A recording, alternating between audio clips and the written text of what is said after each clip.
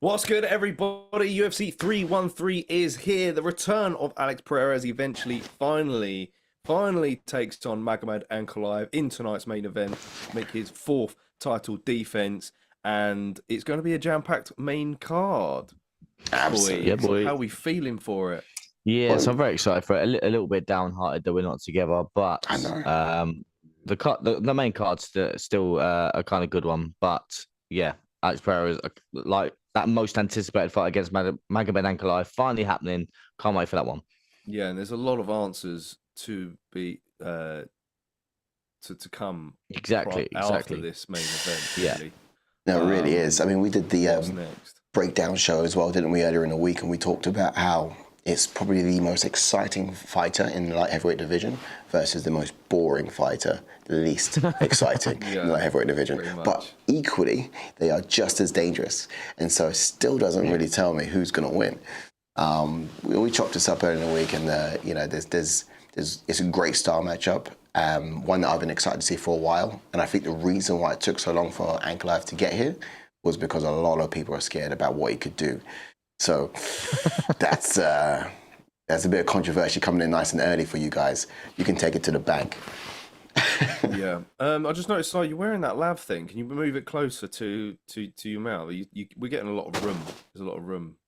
Oh, you are? I thought you. Oh, you're wearing a lav mic, are you? Yeah, that's the mic we got for today. Yeah, quite a bit closer. But anyhow, we digress. Yes, Shango, good to see you in. Hi, guys. Yes, Shango, you legend. Hello, Shango. Good to see you back in the house. And Sam, welcome in. Good morning, lad. Hope you're well, mate. Terrific. Apart from, we couldn't all be together for this one. Yeah. Trains let me down today, which is a bit annoying. Of all time, they decided to do engineering works, but hey ho. This is why I say I need to get a place, mate. We need to get a place. Yeah, we need a studio. We need a studio. We need to start fundraising for a studio. But what can we expect for the main card then? It's going to be it's going to be absolutely electric. Shall we get up? Yeah, good shout. There it is. It's showing there on the left-hand side. Do you want to run us through it, Ash? Indeed, I will, Mr. Brown. So, kicking things off, we've got a very, very exciting fight to kick us off. We've got King Green taking on Maurício Ruffy. Again, that's going to be a banger. I'm sure about it, boys. And then in the women's strawweight division, again, it's a great fight. A lot of people may moan about this fight, but this one's an intriguing one. We've got Amanda Lemos taking on Iasmin Lucindo. That's going to be a good one. And then in the lightweight division, the two tall, big, long-rangey fighters, Jalin Turner taking on Ignacio Bahamondes. And then the rematch, you've got Justin Gaethje taking on Rafael Fiziev. And then the main event, Alex Pereira taking on Magomed Ankalaev. Absolutely. And yeah, I mean, Gaethje Fiziev is probably everybody's fight of the night, I would say, on paper. I think the co-main event could be... Turner versus Bahamondes has potential. It's true. It's going to be a good fight. And I can't believe as well, there's two underdogs on this card that I'm kind of a bit, obviously Gaethje's underdog, when bearing in mind Fiziev's not fought since 2013. Yep. And has a win over his opponent. That's wild. And Jalin Turner's a bit of an underdog as well. But the one that baffles me the most, like I said, how is Justin Gaethje underdog? He's already beaten Fiziev, and Fiziev's not fought since 2013. Is it just because Gaethje got flatlined by Max Holloway? Yeah, bookmakers are taking that knockout win. But that was his only knockout loss of his career. Everyone's counting him out, really, at the moment. I don't know, man. I don't know. We shall see. Shango says, been some decent fights so far. That last prelim was one dreadful mind. The JJJ was very poor. Didn't get to see him, unfortunately. But what's that in the prelims? Yeah. He says, okay, who's going to be first with a roofie and sleep-based joke? I see what you did there. But hopefully he won't be sending us to sleep, because he's a very entertaining fighter to watch. As I like to call him, 2013 Conor McGregor. That's actually Wales to NJ is in house. Says salute, fellas. Yes, Wales. Shama to you, Wales. Shama, we're back in the house with another Alex Pereira main event, and I cannot wait. Oh, Shango V, you doing well in picks, sir. Well done, mate. You're third, joint third with me. Oh, is he? Oh, you boys. 7 points now after that. Justin Van. Justin Van? It was Justin Van? After the Van decision, sorry. I woke up this Joshua morning. Van. I don't know what I said, Justin Van. I woke up this morning, right? Like a couple of hours ago, of course. And then I looked at my picks app and I only had 2 points, sorry. And I was gutted, but then I realised that we've only had 2 fights, or like 3 fights that were recorded. Such a snub card because of the amount of people that dropped out this week. So I thought, okay, cool. Yeah, because everyone's going to be on a lot less, obviously, with the 2 fights going. What did you pick for the 2 fights that have been taken off? I put Gutierrez decision, and I actually put Blade second round KO. Ash, you know I picked my fights like an hour before the fight, so I didn't have to deal with it. I think I did Blade's decision, and that's why you go to the toilet once a week. You do your picks. Why should you do that? Yeah, basically, when I'm going to the toilet, I do my picks. So if I get it in. Yeah, to be fair, I did that this week. Yeah. Yeah, I went Chris Gutierrez decision as well. Chris Gutierrez was an underdog. Yeah, he's another wild underdog. But again, you just, you know what I mean? If you're a betting man, I've got a saucy bet that's still on, by the way. Oh, yeah? Go on, which one? I've got, I put that Bruno Pereira to win. He was a massive underdog. He won. And then I've got Alex Pereira to win by KO. I've got Ruffy to win by KO. Oh. And I've got Amanda Lemos to win by decision. 160 quid. Oh, yeah. Amanda Lemos to win by KO. Decision. Sorry. Decision. Oh, okay. I think that's a lot. That's another one as well. I think she's underdog as well. Lemos. Yeah, she is. Lemos is underdog as well. What's going on? I went for a few dogs this week. I think Lemos was one of them. Gutierrez was one of them. And then Gaethje. No, because I picked Fiziev. Oh, did you? I've forgotten what the other one was. The other one was Bahamondes and thingy. Turner. No, because I went Bahamondes. And then the other fight would have been Ruffy. Bruno Ferreira was underdog. He was, massive underdog as well. Yeah, mental. So I think I went for a few dogs tonight. It's mad as well. They're just showing highlights now of Ankalaev, and obviously we talk about his paths to victory, and they're just showing him like KO and Johnny Walker there. I know, yeah, that was a slick knockout, but look, everyone's been KOing Johnny Walker. I reckon I'd KO Johnny Walker, to be honest. I'm only joking. Look at the size of you. Yeah. Johnny Walker would use you to fuck something way bigger. Ashton, would you fight my mate? I would, yeah. I'd like to fight. I'd like to fight him, mate. I reckon I'll take it. Would you like to fight my mate? Yeah. Johnny Walker walks out. Look, guys, if you guys are there in the chats, then drop a chat, drop a comment, and drop a prediction as well. As you'd like to know, we over here like to put our picks in. So let's break down the punches, the kicks, the knockouts together. Whether you're in it for the wars or for the bad moments, the good moments, or even just like tearing apart bad scorecards. We got you covered. We do everything over here at the ATF. So like, subscribe, and be around for the good times. Yes, hit that like button indeed. Speaking of good times, what I do have actually, just to remind us all of all the good times we've experienced watching these this banging main event guy Pereira come together. I got a little reel. So a quick 30 seconds to remind you all of some of the reactions we've had enjoying Alex Pereira. So whilst some of you may have seen it during the week, some of the reactions we usually put out on our channel, but here it is one more time for you guys at home. Enjoy. Your favourite... Not too loud.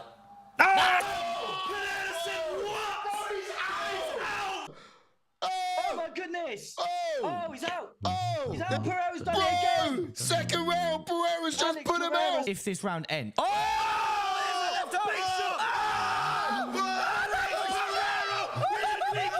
Middleweight champion! He's absolutely Leon Edwards there! Very good. Comes a flank. That's it, that's got to be it. That was a knockdown, right? That was legit. No!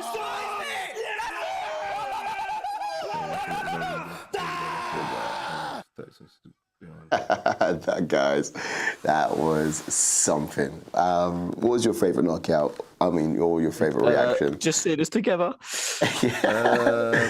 It's emotional, isn't it? It's emotional. This is the first Pereira fight where we've not actually sat together for it. Oh no, me and you did the Pereira Yuri one when he head kicked him. I was at Glastonbury that weekend. Oh yeah, that's true. That's true. Emotional. Yeah. Emotional. I just want to sit next to JK and just like start a little Pereira. You know what I mean? I just want to see a knockout and hold your hand. Yeah. You just hold my, it's just natural, isn't it? Just grab on to it. We're gonna break this first fight of the main card down very soon. Yeah, nice one. Good show. I'm having a mare earlier on the picks. I played second round knockout as well. Same, bro. Can't remember the other one that dropped off. That was it. Wales says how I make my picks on the bog too. That's why they are. Literally. That's clever. Psycho Paul says, been too much talk about Ankalaev's ground game so far. He has generally chosen to avoid wrestling exchanges throughout his UFC career. It's not a bad point. You saying that? And like I mentioned in the breakdown, the people are unaware that his takedown accuracy is like 31%. It's not that great. I think he shot on Jan Blachowicz quite a few times and was only successful like such a small handful of. That's what I mean. That you think of that. Like I was going to do a shorts earlier, but I totally forgot. But you think of like obviously everyone's talking about Magomed Ankalaev's takedown threat, and like you said, the stats are not great for him. But you think what confidence it would be for Pereira if he was to stuff an early takedown, and then what would it? And then the mindset wise for Magomed Ankalaev thinking, oh, sugar, like he's stuffed the takedown, like. But at the same time, we've seen Pereira taken down before. We have, Izzy's taken him down. Here's another shocking one for you though: is what if Pereira goes for the takedown? Yeah, mad. I saw him shoot for a takedown during training on the embedded series. That's another thing. That would shock a lot of people, and he's the type of guy that would kind of do that, though, isn't he? I've also seen people talking about him pulling guard for a guillotine as well. I saw Gaethje do that too. Work on some takedowns, but he's not going to use it. I feel like people don't necessarily. I mean, we saw Israel Adesanya working his takedowns, but he didn't use it at all, and that's been the same thing for years. I think that people don't necessarily rise to the occasion when it comes to learning those new skills. They kind of fall to their habitual systems, so they're kind of like, unless it's part of their fighting DNA, they don't necessarily choose it. They kind of fall back on what they know, Yeah. So, right, let's break this one down. We'll see.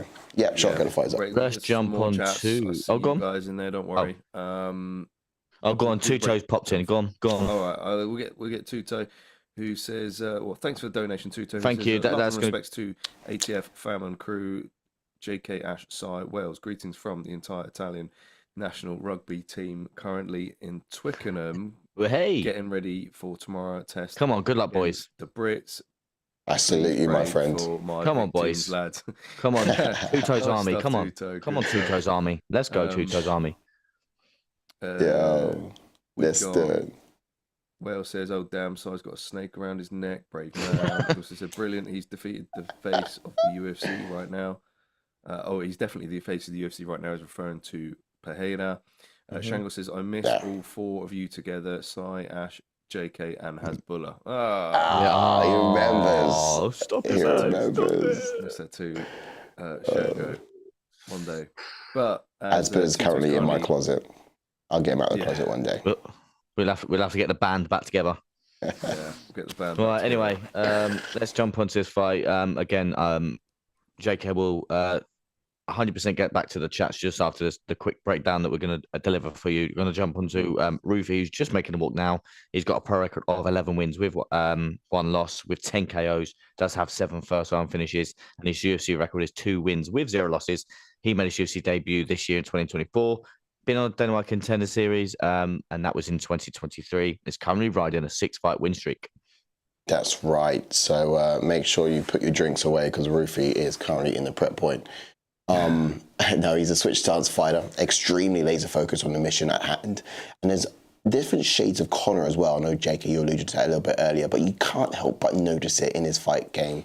He's got a wide stance. He measures distance striker as well. And he's got this kind of incredibly fast jab and accurate striking to to his arsenal too. But he's really good at distance management. I think that's probably what it boils down to in most cases, because he will kind of create that dead space, set those traps, and then when you step into the pocket, that's when he catches a lot of his opponents with like a bit of a rude step back counter.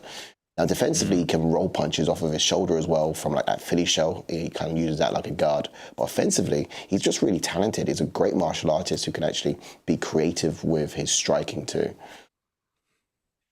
Yeah, so you are gonna be entertained with this guy. Indeed. So jumping on to a veteran of the game, King Green, formerly known as Bobby Green, but he's got a pro record of 32 wins with 16 losses, with 11 KOs and 9 submissions. And he does have 11 first-round finishes. And his UFC record is 13 wins with 11 losses, 1 draw, and 1 no contest. Managed UFC. Go on. I was going to say, I just realised we have a whole chain of pubs over here called Green King, don't we? We do. Yeah, that's a point. Wow. I thought it sounded quite familiar. Yeah. Guys rivaling Weatherspoons. Rivaling. And he made his UFC debut back in 2013, and he does have over 25 bouts in the lightweight division. Yes, that's significantly quite a lot, and he's making the walk now. Switch stance fighter, brown belt in Brazilian Jiu-Jitsu. He's a bit of a sniper, of a striker with fast hands, fights with his hands low and uses that shoulder roll to avoid the strikes. He'll fire his jab from the hips as he's moving away from danger, and he maintains excellent distance whilst doing it. He also likes to bait his head, and he's doing this to draw out the strike. At the same time, he's a smart fighter because he'll bring his hands up once they are in range. So, he's very quick at doing that and clearly mastered his style really well. I mean, he's not really been knocked out much. He got TKO'd against Jalin Turner on the ground, but, no one's really properly started Bobby Green, I don't think. But what can we expect from Marcelo Ruffy before I get to some chats, Mr. Brown? Cool, right. Well, basically, he's really quick with his jab and he's very difficult to counter. I do think he'll probably use it to chip away at the body before pulling away from those counters that come from Green as well, landing this power right hand over the top if he can. I do think that kind of look away power right hand that he likes to throw. But I don't think he can actually afford to get too flashy with this fight, not with his striking anyway. King Green is a bit of a sniper, and one miss could actually be costly. And I do think that he can actually throw his spinning back kicks as well. So it's gonna have to be a little bit more tightened, I guess, if you like. Yeah, he's gonna have to tame it down, I think, for sure. Yeah. Yeah. I'm gonna have to hold you there. We've got some breaking news. We're gonna have to hold you there. We've got some breaking news. Sure. Frankie Edgar has brought the pay-per-view, and his card has been charged twice. Okay. Breaking news. Frankie Edgar has brought this event, and it has taken the money twice. Now, can someone call the police and give Frankie his money back? Because that is ridiculous. I can't believe it. How have you got this feed straight to your mobile? Is he messaged you like, Ash, you won't believe it? No, mate, he's got notifications on for every time Frankie posts. Every time Frankie posts. I've got notifications on. Yeah, Rose keeps a tab of every time he goes to the toilet, for crying out loud. Expectations for King Green. He needs to take away Ruffy's space to operate and get comfortable setting up his strikes. Green can be very good at doing this, but he'll need to up the intensity early if he wants to catch Ruffy out. Both men are very similar in a lot of ways. However, cardio could be the area that makes Green stand out from Ruffy. Yeah. Ruffy is very explosive, and that often takes a lot out of the gas tank. He needs to stay defensively responsible, use his cardio as a weapon, and score big in rounds 2 and 3, in my opinion. I think he needs to go second, remain unpredictable, feint, and make Ruffy miss so he can counter his counter. 100%. I see that. Ruffy was kind of lucky in his last outing that the other guy wasn't on the front foot. If you get what I mean, Bobby will consistently be on the front foot. King Green will constantly be on that front foot. Yeah, and Green will be out to fix things this time around because 100%. Yeah, like the Paddy Pimblett fight, why he was shooting for takedowns, I don't know. Against Paddy, it makes no sense. You can't bank on this guy. The unpredictability is just there, But also, two things are true, right? The fact that Ruffy is most likely not going to have the output, but he's going to know how to pick his shots. And then the fact that for King, cardio is king. So he's going to have that durability to go longer and have that output later in the rounds, should he get there. Right, get rid of that timer. Whale says, if you had to pick the weak link in the Fighting Nerds, who would it be? That's a great question. This guy. And we're in. Let me get up the scorecards. We'll be scoring this fight as it goes along. So make sure you are also trying to score it with us. I've only just got in myself. You might be a bit ahead, JK. Is it Discovery you're on? Am I? Oh, but I'm on an iPad. I am on Discovery. I'm on the iPad as well, yeah.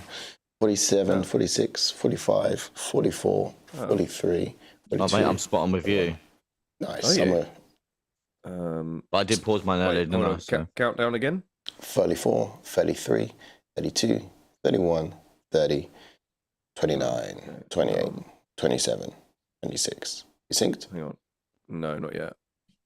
I'm live again. Okay. Do it again. We're enjoying the countdown from. We're at 15. Wherever you are. 14, 13, 12. Now you're ahead of 11. me. Yeah, put yourself live and then pause in it. Ooh. This is a lot slower pace than I thought it would be from Green. Yeah, but he's fast. He's got those little stump kicks, which is going to be actually quite useful in this, because look how much Ruffy offers him in that lead leg. It's a wide McGregor-like stance, isn't it? Ruffy's huge, man. Yeah, he's got quite a wide frame. In terms of the Fighting Nerds, big right hand from Green. That's a big moment there. That's nice. Yeah, in terms of the Fighting Nerds, that's a really difficult question. That right hand landed from Ruffy, by the way. It was nice. Who is in the Fighting Nerds again? It's Sheen Silver, Carvalho, Marcelo Ruffy, and then Carlos Prates, right? Yeah. Oh, I honestly don't know who's worst. He's not really saying it's the worst, but just like the weak not link. not as good as the rest, we should say. The weak link. Who's the nerdiest? who's the guy that doesn't try the hard? Who's not the try hardest? I mean, try the leastest. Or Carvalho. Oh my good God! Oh my goodness! Oh my God! He deaded him with a single kick. My God! Oh, that was insane. Oh my goodness! That was insane. Oh wow! Oh my goodness me! Oh my God, Lord! Wow! That was mental. Holy moly! Simmer down. I deaded him. Oh my goodness! Wow! Oh, that was insane. Oh my God! I put decision, I think, in this. I put second round KO.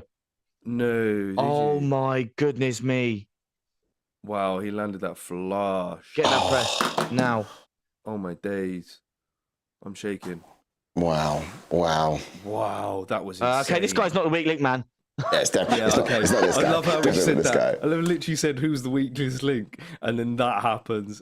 Not this guy. Look at him flipping around like that. Yes, as well. Taylor Young. Good to see you in the house. And yes, T. That's mad. Captain Raph as well. Oh my goodness. Hello, boys. Who throws that in the pocket as well? That was mad. Look at this. Spinning.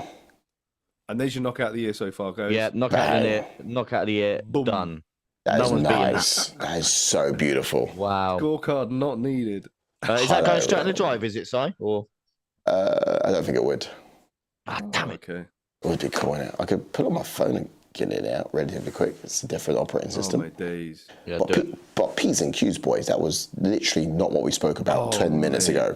what are you on about? I didn't swear. Oh, it's blasphemy, isn't it? I didn't swear. Blasphemy is swearing. I was saying, oh my God. That's blasphemy. That's swearing. Oh, come on now, Si. Oh, yeah, that's what it is. I thought you definitely knew. I mean, they don't do it in adverts. They don't do it on TV commercials because it is swearing. It's the same category. Same category. Oh, mate, I'm shaking. That was insane. It was pretty beautiful, to be honest. Oh, so when your dad meant, like, I swear, I basically say, oh my God, a lot. Oh, yeah, blasphemy, swearing. It's the same thing. You didn't know that? No. Yeah, it's literally like... I thought you were referring to... the F's, the S's, and the older... Yeah, bleep. that's what I thought. You bleep the same thing. Well, Same, really, same. but right. I mean, work in advertising, It is really. Wow. That was I'll try and beautiful, choose my though. words wisely. I will, Yeah. however, see if I can get Allah that. will not be impressed with you, bruv. All right, let's have a look. If anyone was tired, they're definitely up now. That ain't gonna wake you up. It's insane, popping up these chat. I can't believe his nose is bleeding when they hit him on the side of the head. King Netgeek beats King Green. And now he's doing Sage Northcutt somersaults. Wowzers, Wales. I had decisions, says Shango. I had I KO. Yeah, same. But that guy's a I ninja. actually don't know what I put. I wish I put round 1 now. That was insane. Yeah, I put. Oh my god! decisions. I actually put in my bet round 1 KO. That's mad. Oh, Did you? did Oh, you? nice one. In my Ash. bet. In my bet. That's one down, That's son. mad. Yeah, I can whack it. I can whack it straight in the ATF group. Actually, to be fair, All right, and we'll pull it from there. there it is. Oh, you got it, yeah. Yeah. Right. That way. It's not I'll on put that. I'll put that out. No, I do it. Okay, nice. Yeah, just one of us. Let's see what the fighting nerd has to say. That was insane. Don't know what Oh yeah, Oh, we he's don't have definitely. we don't have rankings for this, do we? Nah. Do we not? Shall we? I mean, yeah, we got lightweight division rankings, just not for this fight. King Green's did King Green not come out of the rankings when he lost to Paddy? Did he come out of the rankings when he he lost did. to Paddy? Sorry. He's not must have ranked. done, yeah, 'cause So he was in there. So technically, we could kind of go to the rankings, you know, because I think he's definitely get a ranked opponent after that. You think so? should do, yeah. Do you know what? For the sake of it, Sure. why not? Let's have a quick butch, shall we? There's lightweight there on the screen. So if we looked at Oh, If we- that's what I forgot. I forgot to bring my Yes. glasses. BS, yeah, same. BSD is ranked 15. Bear in mind, Paddy Pimblett is ranked 12. So yeah, King Green would have fed out. Is that not too long BSD ago. versus the Spanish Wrecking Ball true? No. So he could That's fight not been BSD, you know, in Paris. Well, it depends. It depends if there's going to be a fight lined up or not. Which is Not Joe could be Rogan with possible, glasses. but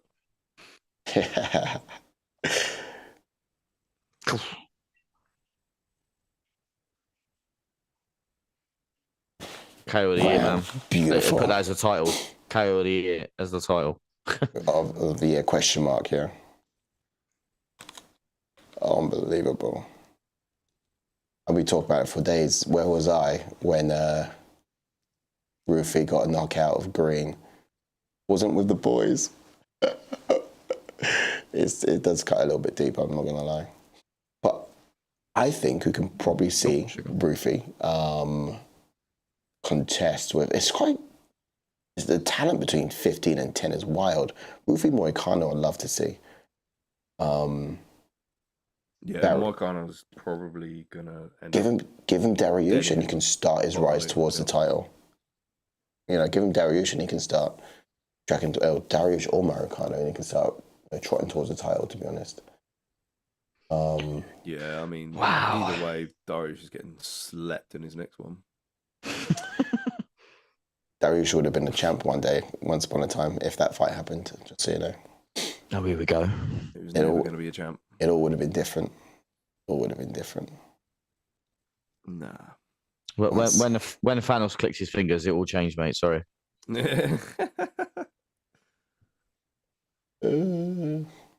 Maybe Dariush is in another universe as champion. Maybe Not an this one, alternate though. universe, yeah. Yeah, not this one, mate. Sorry. In fact, yeah. Doctor Strange used the time stone, and he found out that Darius is only champ in one of the timelines. Yeah. That's one is all you need. And that is not the sacred timeline. It's the sacred. It's the one. No. We are I'll currently believe that. in That's mental. the sacred timeline. That was beautifully good. Joe Rogan with the glasses. I'm gutted because I left mine at home as well. Taylor Lauren, Max I Crosby. put them in the other bag, but I didn't end up going back for them. Wonder Boy in the house. Yeah, it's Wonder Boy. Stevie Wonder. Let's go, Stevie Wonder Thompson. Do not call him that. Do not call him that ever again. Stevie Wonder. Where do you think Wonder Boy comes from? If it wasn't a play from Stevie Wonder. Absolutely. No. Stephen Wonderboy Thompson's not black. No, but sometimes I wonder if he's blind. No, not with those, that knockout highlight reel. Yes, I'm second in the league now. Come on. Are you? You I wonder what keeps freezing. Take me off again. Hopefully I don't move, Si. Hopefully we don't move. Oh no, I'm still here. I repositioned him, so you should come back to where Don't you mind. were. The camera should come back on in a second. There we go. Am I okay? You are more than okay, my friend. You are fine. Oh, well, you know. You're fine. Not looking. Right, let's check the poll leaderboard. Don't mind me. I'm just looking at my phone for 1 second, lads. Just want to see where I am in the main leaderboard in that one. Aren't you just? Let's get some more chats. Yeah, who's in the chats? Ask that beauty. Look how Wales happy said Ash is. He had it second Oh, round. I'm second. Raf said he had it second round. No No, way it's are they prescription glasses, says Shango. Jim Royale had a similar pair of glasses. Shango says yet another time Ruffy puts someone to sleep. Well, someone had to make the We're back to normal now. The Yeah. thing is I put decision because he went to a decision with that Yon top. Yeah. The only reason I like, didn't think. The only reason. Sorry, excuse me. The only reason I did say KO and not decision, like I was thinking like you there, JK, is because I thought King Green comes forward. With his And hands like you down. said, I think, and he had. Secondly, he has his hands down, and I just thought he was going to catch him coming in, Fair. Fair. Well, and Question it wasn't though. even him catching him coming in; it was him throwing a spinning wheel kick in the pocket. No, that's it was so fast, man. What announcement we got now? It looks like it's good news. Don't worry, we're good. We're Ne- killing next time fight, with though. another. What are we doing now? We're killing time with another Hall of Fame thing. Inductee. What? Stitch Duran, is he going into the Hall of Fame? Oh, maybe. Who? Not. Oh, Robbie Lawler. He was already been in your Hall of Fame, no? Oh, yeah, isn't he? What? Just yeah, but that's for a fight, wasn't it? Was it? Yeah. Just that was. So they do this to Robbie Lawler, and then they do what they did. Oh, he's not in the Hall of Fame. Okay, sorry. Dominic Cruz retirement. Yeah, he went. Dominic there we Cruz go. retirement. But I just mean he wasn't in the Hall of Fame. But they do this to Robbie. They better do something good for Cruz, man. Don't mug him off.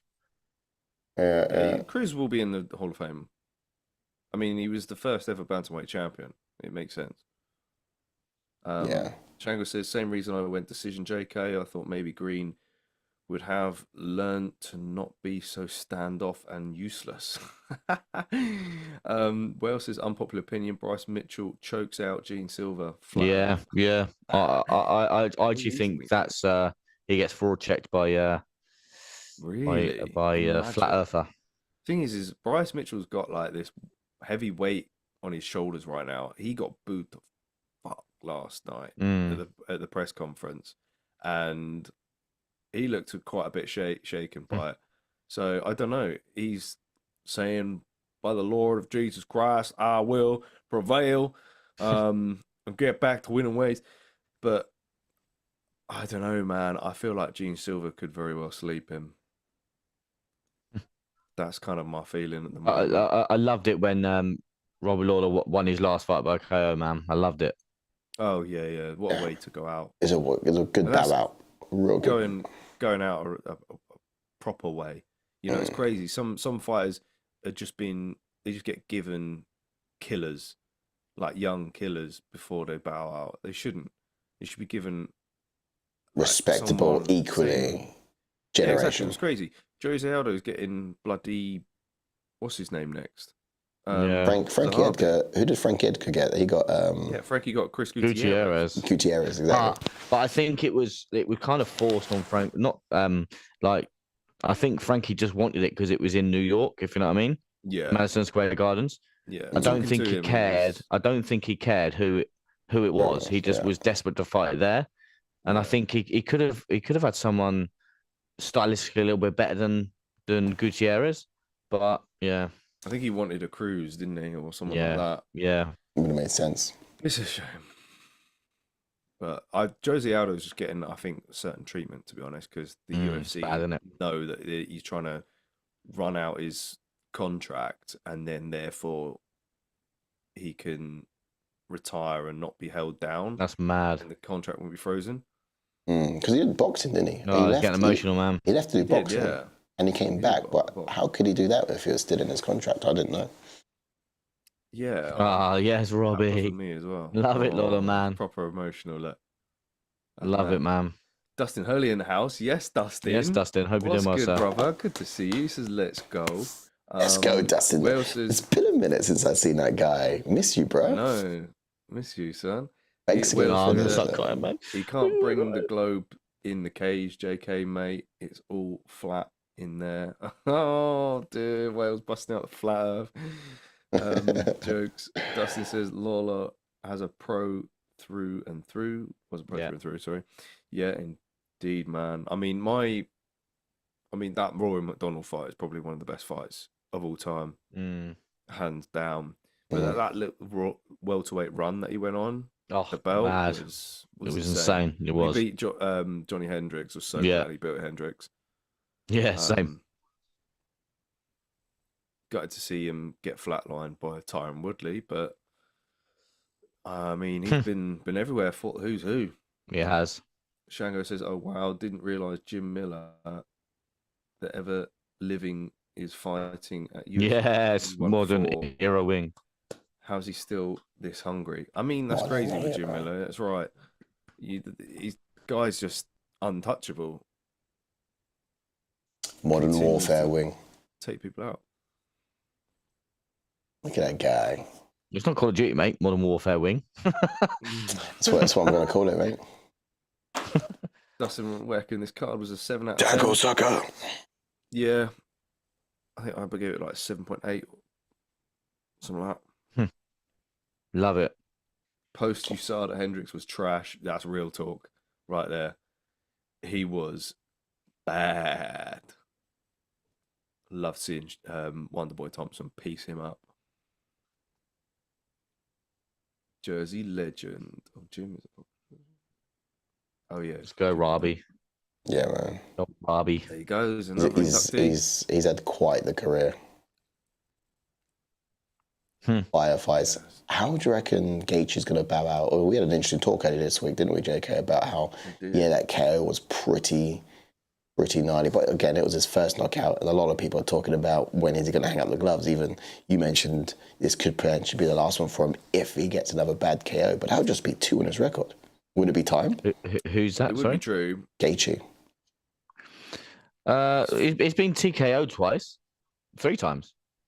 No, Gaethje's never been knocked out, has he? The first knockout Eddie Alvarez stopped him.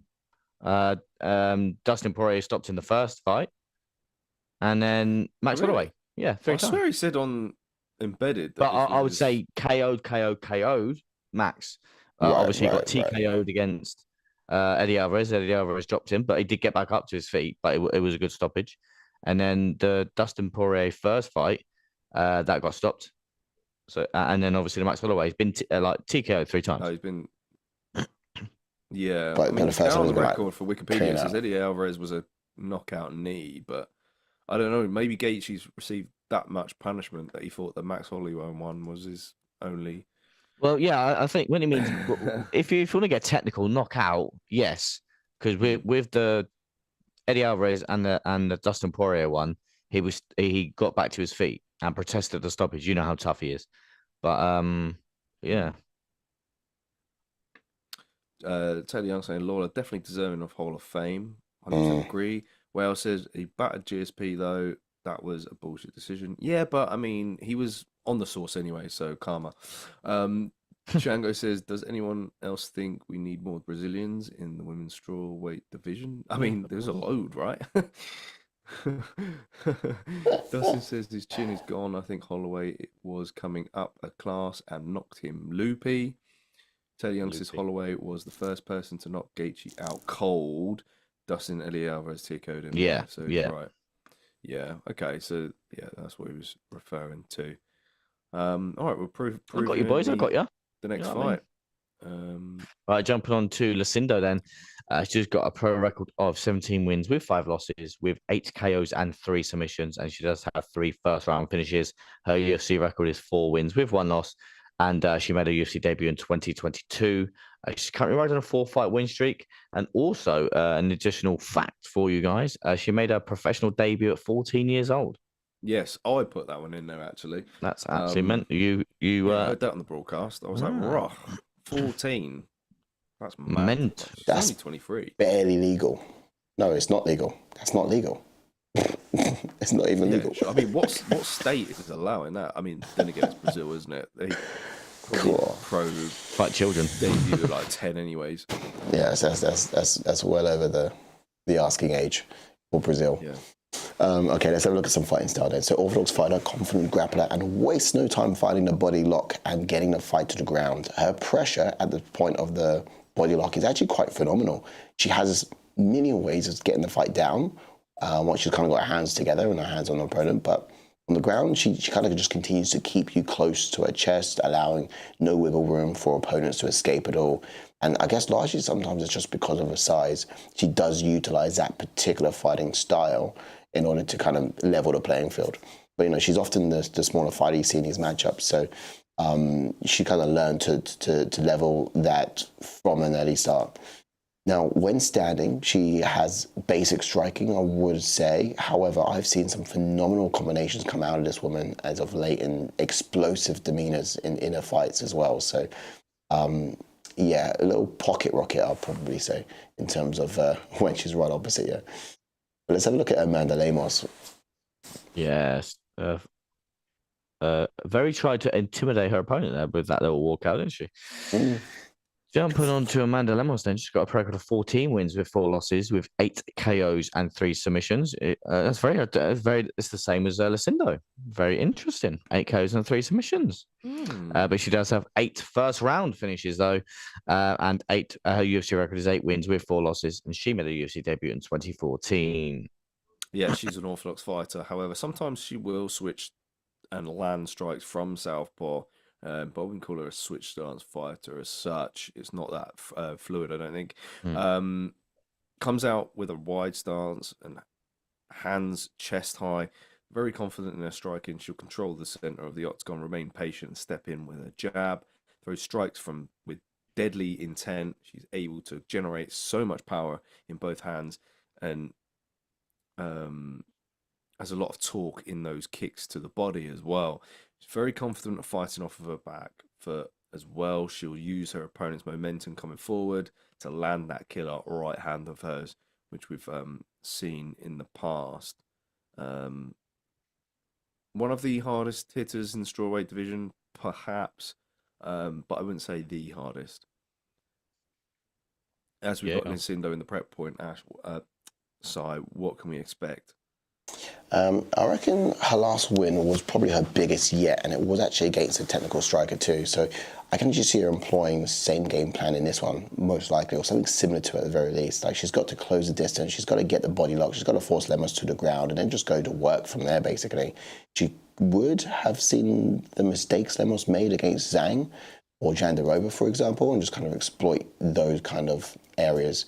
She's very instinctual. So if she can't grab hold of Lemos, then she'll probably look to land strikes on the break, or whether it be like a knee or a kick to the face. You know, I'm excited to see her just kind of initiate those combinations. Lemos is going to want to strike with her anyway. So getting that close in the striking scenarios might not be too difficult. It's just kind of capitalizing on it with the flurries of strikes and just putting something on the end of it, which she's going to have to do. Okay, yeah, for sure. As for Amanda Lemos, though, she'll probably hang on the outside, opt for a striking move approach, and keep Lucindo guessing. Lemos will possess more power than Lucindo's last opponent, which was Marina Rodriguez, and I'm excited to see her to that. Sorry, I'm expecting her to make that known in this fight. She needs to really avoid her opponent's strengths and force her opponent to play at hers. I want to see her use her feints to force Lucindo to engage first and look for counters the whole time. That's when she looked like she was in control of Jandiroba. And then it sort of, I think she got taken down. Yeah. And she decided to hang out there with Jandiroba. I think she was opting for it was Jandiroba who was opting for heel hooks. But yeah, I think her takedown defense against Mackenzie Dern really impressed me. Yeah, it was good. Dern was shooting in for single legs. Yeah, I should have put that in kind of history points. Like she's had 2 like impressive wins against Dern, and then Lucindo. Yeah, even for Lemos. Yeah. See, her takedown defense wasn't great against Jandiroba and Weili Zhang, but yeah, I think only 23. Wow. Yeah. I think Jandiroba may have pulled guard in a few of those instances as well. So maybe that's also another opportunity for Lucindo to she might want to pull guard as well if she can't get takedowns from the body lock, or if she's trying to constantly get that takedown from the body lock, maybe she might opt to pulling guard instead. Yeah. Will says Gaethje definitely learned from that Max fight. Can see him being more cautious in this fight. Yeah, we were wondering earlier on at the front end of the channel or front end of the stream whether or not he might opt for using his wrestling this time out. Teddy Young says we're realistically not getting the best Gaethje against the best Fiziev. Gaethje is coming back from a brutal knockout, although he did take a good break. Fiziev has been injured and inactive short notice. Yeah, so it kind of stacks heavily. Here's something. Favor, I think. Here's something to consider on that very point as well. Is just the fact that yes, you've got Gaethje coming in last minute, which probably is going to think he's not going to have the cardio to go to full. Last minute. Sorry, that's what I meant. Sorry, he's not going to get the cardio to go to full distance. So he's probably going to have high intensity and have that early on as well. The question is he going to have the power to get Gaethje out of there? Is his chin going to be that weak? So yeah, a lot to consider in that one. And of course, yeah, Justin Gaethje has had a full training camp as well. Yeah. Okay, get ready to sync us up, guys. Timer is just coming very shortly, and I think I'm a bit behind you guys. Scoring the rounds with us. Give it Let me know. I'll pause if you need me to. What's your time?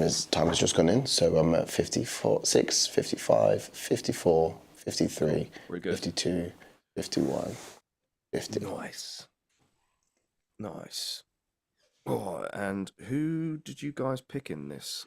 Lemos decision I went for. Yeah, I went Lemos decision as well. I did Lucindo decision, but wonder if there could be a knockout.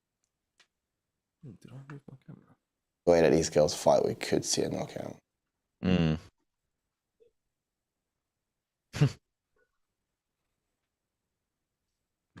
Oh, she checked that one.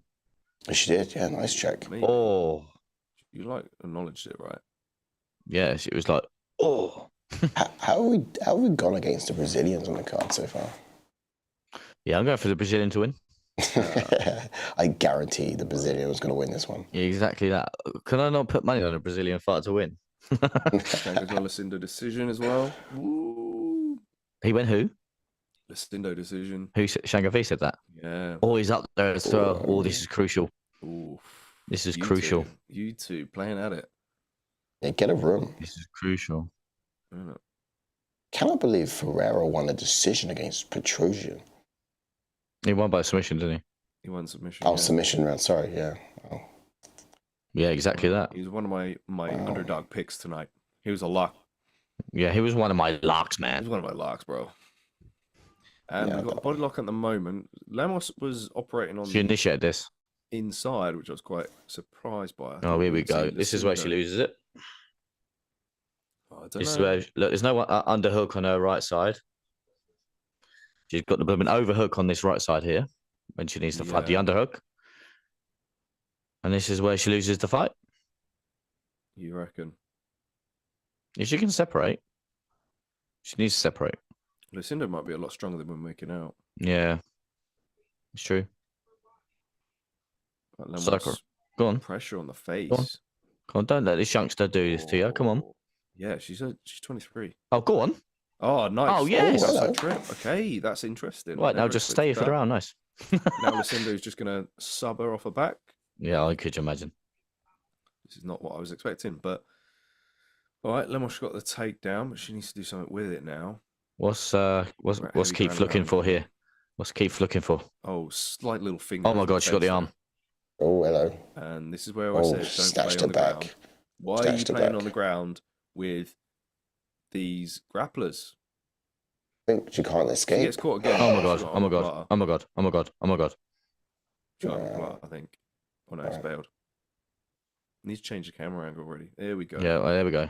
So we've got Lemos in half guard. I think she's safe here. Yeah. Right, For we're how in full long is guard the now, question? so For very how good. long? We're in This is full good. guard now. This is good. She just nodded to her corner, so her corner said something. Clearly giving her instructions on Run. the ground. Yeah, survive. Yeah, exactly. She's on top, but they say survive. Yeah, don't That's die. what it's like when you're against Paul Craig, isn't it? When you're on top, just survive. Oh, yeah. Wales says, you fellas got to work on that American accent. I mean, yours is coming on quite well, isn't it, Wales? Who gave an American Come on, accent man. earlier? Come on, man. I think JK's probably got the best at accents. I will not doubt you can do a good American I JK. bleed red, white, and blue, man. Why am I not? Union Jack. Like usually when you're the fighter you've picked to win, yeah, and they're in full guard on top, you think right, they're winning the round, but I'm kind of still cautious. If Lemos is on top, I think it's pretty safe to say that she is. Much.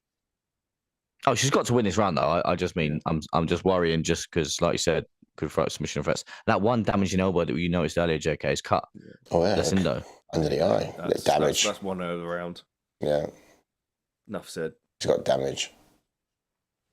This is good confidence for Lemos as well, realistically, because I think Lemos may have the standing of. I don't know what you did in the breakdown. I think did you give Lemos striking? Yeah. Yeah. And then you gave Lucindo grappling, right? Oh, for sure. And then you know, what I mean, this is where Lemos will get a little bit of confidence on the mat against someone like Lucindo, and not been too sort of submission threats, if you get what I mean. Maybe, yeah. Lucindo's previous submissions. I'll bring that up. Oh, I do not have a Tapology tab open. Oh my god. And that's the end of round one. Score. We take it. Scorecards. Yeah, we didn't need them last round, did we? But we need them this one. Lemos round one for me. Yep. I'd agree. And now The ATF judging has come back in. Can we keep our? I think we've got about a 99.9% win ratio, right? score it, guys. Wales says, "How y'all doing? How y'all doing today?" Shango says, "Lemos round one, easy."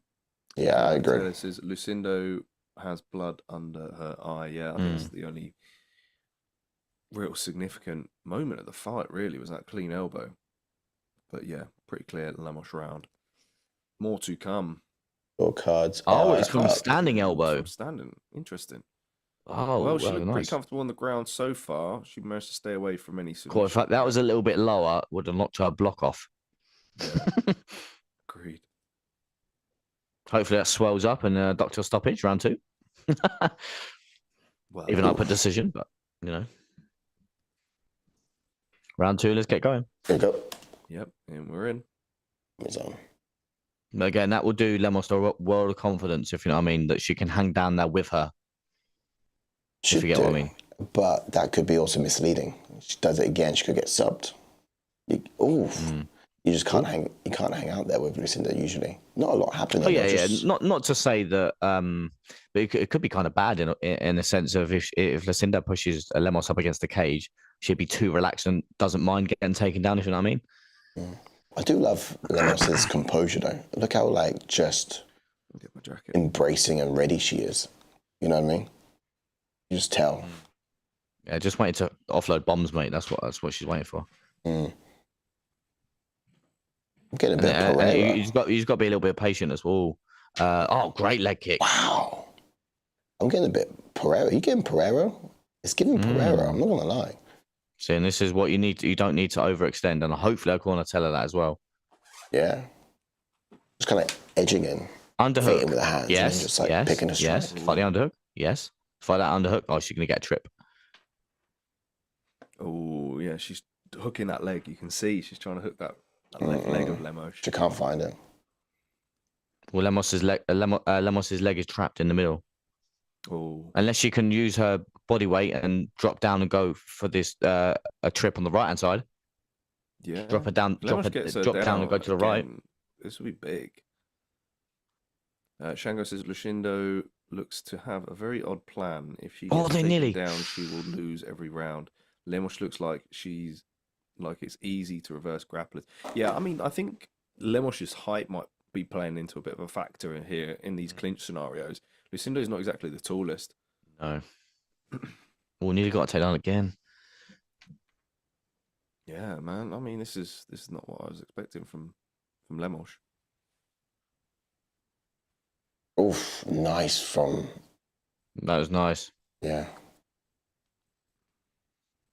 Whether it's expecting or not, she's doing a good job with this fight.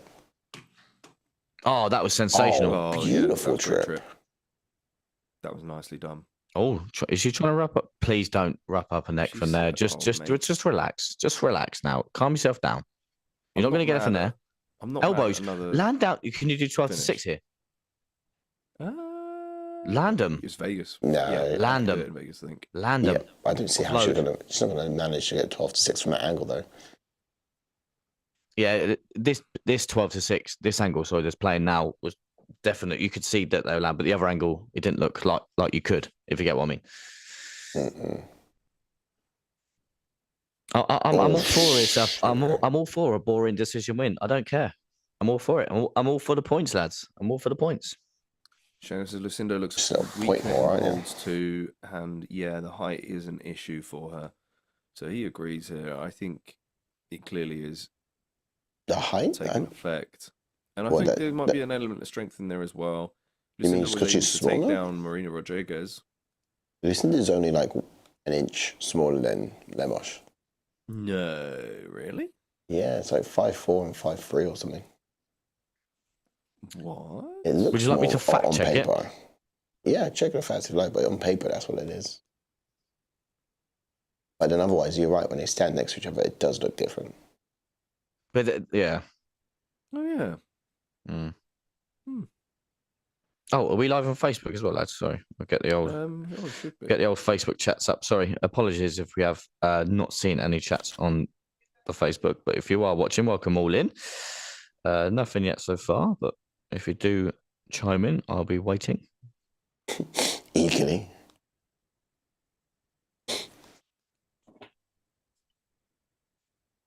I could do it. I'm all for this. I'm all for this. Come on, Lemos. I'm all for it. Yeah, funny. Do damage though. I'm just going to remember this, Ash, because when we get to the main event and Ankalaev is all over Pereira, did you put Ankalaev? Did you? You're not going to say you're all for it. I promise you. Oh dear. Yeah, I know. Why are you hating, bro? Why are you hating? I'll be crying. Nah, mate. I'm not doing that to take the mick out of your pick. I'm doing that for my pick.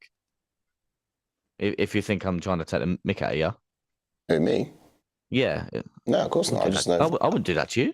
That's right. That's right. I don't think you're taking it at all. It doesn't make sense. What I know is you say it now, but you won't be saying it later. Oh, no, yeah, exactly that. I won't, yeah. It's funny you say, oh, I'm all for boring what strike? In a couple of minutes, you'll be saying, go, stand him up. Oh, yeah, exactly. I will, yeah. Sorry. It's just 2 rounds, Lemos, lads. 2 rounds, Lemos. Taylor Young says there seems to be a pretty noticeable strength difference here. Yeah. Now Lemos just needs to be patient. Now she knows she's two up. She can stand on the feet. She doesn't need to throw anything out of the ordinary.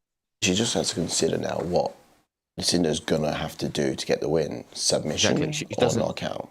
Like if you know comfortably you're 2 rounds up, do you reckon you take the foot off the gas a little bit and like kind of wait for your opponent to come to you, she might do, or do you just go right? Let's do what we did the first 2 rounds. Let's get this third. That would play in your mind. Oh, I froze. That would play in your mind a lot, though. I don't know why. Let's try this. Why Lemos isn't kind of opting. Let's try that for more of a striking approach, anyway. Yeah, no, I'm very surprised. Like I said to you, she took that confidence from round 1, and she implemented it into a game now. Strike more into this 3rd round. Like, what have you got to lose? I'm just trying to think who initiated this. I think both times. We go round 3. I don't know if it was initiated by Lucindo. Nothing, says Taylor Young. calling it takedown and hold round 3 all round. Says Ooh. Swinging. She done it there. Oh, They're coming out aggressive. Yeah. Lucindo needs. But then is that bad for Lucindo though? She's Coming out aggressive against the powerhouse of Lemos. She knows she's down too. Yeah, I think she's got to do it tactically though, right? Lemos is holding. She's going to get the bottom. Oh, here we go. Uh-oh. She's going to advance and everything though. She's going to advance and everything. This is good. Let's get that submission. We're not going to see someone. We're not going to see someone laying and praying. We're going to see someone actively moving and trying for the finish. Let's go, Lucindo. On her resume. Yeah, this could be a little bit more exciting this way around. She's got to get clear that leg lock though. If she can't clear that leg lock, she can't get. She's trying to get head in arm already. Oh yeah, my god! With that leg lock, I'm going to cry. I'm going to cry. Oh, I'm going to cry. 14 years older than her. Really? What? 37 and 23. Yeah. I'm excited to see Ash cry like a 14-year-old. Yeah, I will be. Because I was confidently 2 rounds up, and now she's going to get subbed. Yeah. Lucindo, yeah, she can't get a leg out though. Without that leg out. Like she's trapped here as well because she cannot give up her back because Lucindo will just jump all over her, and she's trying to get a leg out to go full mount. Oh my god! Oh my god! Yeah, but and if she can't clear the leg, then it's just going to be ground control, wins the round, and then it's not enough unless she gets a submission. I might have to leave the room, lads. Well, she's cleared the leg. That's good. But also, yeah, I need to see them standing up next to each other again because I do feel like Lucindo's small enough to just overturn. I can see the she's really trying to work for this, man. Triad. Look, it's such a triad. Well, she's up against the cage now. Now, does she kick off, or and what can she kind of do here if she does kick off? Walk it, explode. Get those toes out the cage, please. Have a word. Ref, come on. Have a word. Play with the feet, ref. Come on. Yeah, get them toes out. Come on. Like your whole toe is through the hole. Sock her toe off the feet, ref. Off the fence, ref. The whole dark side of Twitch. Why is Lucindo not landing elbows from here, by the way, lads? Oh, she's all position over attack. If she did that, she could lose position. Yeah. Shango says, I say, don't worry, Ash. Lucindo doesn't look like she's elite on the ground. But no, I kind of agree with that. But I just mean Lemos is one of them that we can see her really trying to force it to get up. And Lucindo's constantly active on the ground. We've seen a difference. Lemos just laid and prayed. Yes. Lucindo's literally trying to advance every kind of movement from Lemos. Lucindo's reacting to it, and he's that step ahead. Let's get those toes out of the... Yeah. Here we go again. Look, you're in the middle of the octagon now. Mate, they're in the middle of... Mate, we're in round 5 now. What are you on about? No, I looked down and I was just saying, and I looked up. And, look, for example, now, get those toes out of the cage. Oh, my goodness. Yes. Oh, my goodness. She's out. Nice. Oh, come on. Wow. Trip. Mate. Lemos, you absolute legend. Is it a little too late? I mean, she might have. Oh no, she's not going to steal the round, but yeah, we don't care about it. She's probably 2 rounds up. But this is the difference. Lemos will not do anything from here. She will just stay here. If this was the other way around, Lucindo would be trying all sorts. It was the other way around. You're right though. She's more. Lucindo's more threatening for sure on top. Yeah, I agree. This is the fight. If you, not that I thought that this fight would plan out like this. I thought obviously Lemos would be the one trying to keep it on the feet, not take Lucindo down. And I thought Lucindo did what she did in this 3rd round and take her down and try and go for the submission or try and get a finish. But this would have been a fight, definitely trying to go get a beer from the arena. You know what I mean? Wales says lesbian game of Twister in the 3rd round, lads. Definitely is. Oh dear, scissor me timbers. You ever think that Lemos looked a bit like Halle Berry? She does actually. She gets that comparison for sure. And now, I think Lemos is looking to posture up, land elbows again. 20 seconds. Elbowed my mic. Cruise to a win. That happy about it, were you, Ash? I'm gutted you're not crying like a girl right now. I think Lucindo will take that was a nervy round and grow from it. What the hell? What? It's early. What's going on there? There's a timer out. That's weird. The officials were like, "No, I've had enough of this. I can't wait. I can't be bothered to see another 5 seconds of this." Like, raw. Damn, they did these girls dirty. There's still like 6-7 more seconds. I think they blew the timer out. Did they blow the horn early? Where's the timer out? I don't know. The timer had like 4 seconds on it, but did they sound the klaxon like? I didn't hear the clack. I didn't hear the clap. The horn thing. Tony Young says the highlight of the fight was John Anik saying there hasn't been a lot of moisture. Oh, mate, that comment tied in with Wales's lesbian game of Twister. Who do you come on that round though? Do we give that one to Lucindo? No, she had more control time. The round. round. I would say that's Lucindo. She had more control time in that third round than Lemos, but Lemos did land a good couple of elbows in that last 10 seconds. She could have finished her in that last 5 seconons, but they took that finish away from her. You know what I mean? By blowing the horn. I mean, someone clearly put decision in their picks when controlling the horn. Do you know what I mean? That would have been me first minute in round 5. Beep beep beep beep beep. Ashes with the horn like 2 seconds into round 3. I've seen enough. Let's go decision. Let's go scorecards. Come on. Let's go scorecards. Let's do a Henry Cejudo and Song Yudong. Let's go scorecards, man. We don't need to see how. We're in it. Taylor Young says Lucindo was robbed. They stopped the fight early to deny her a sub. That's what I'm saying.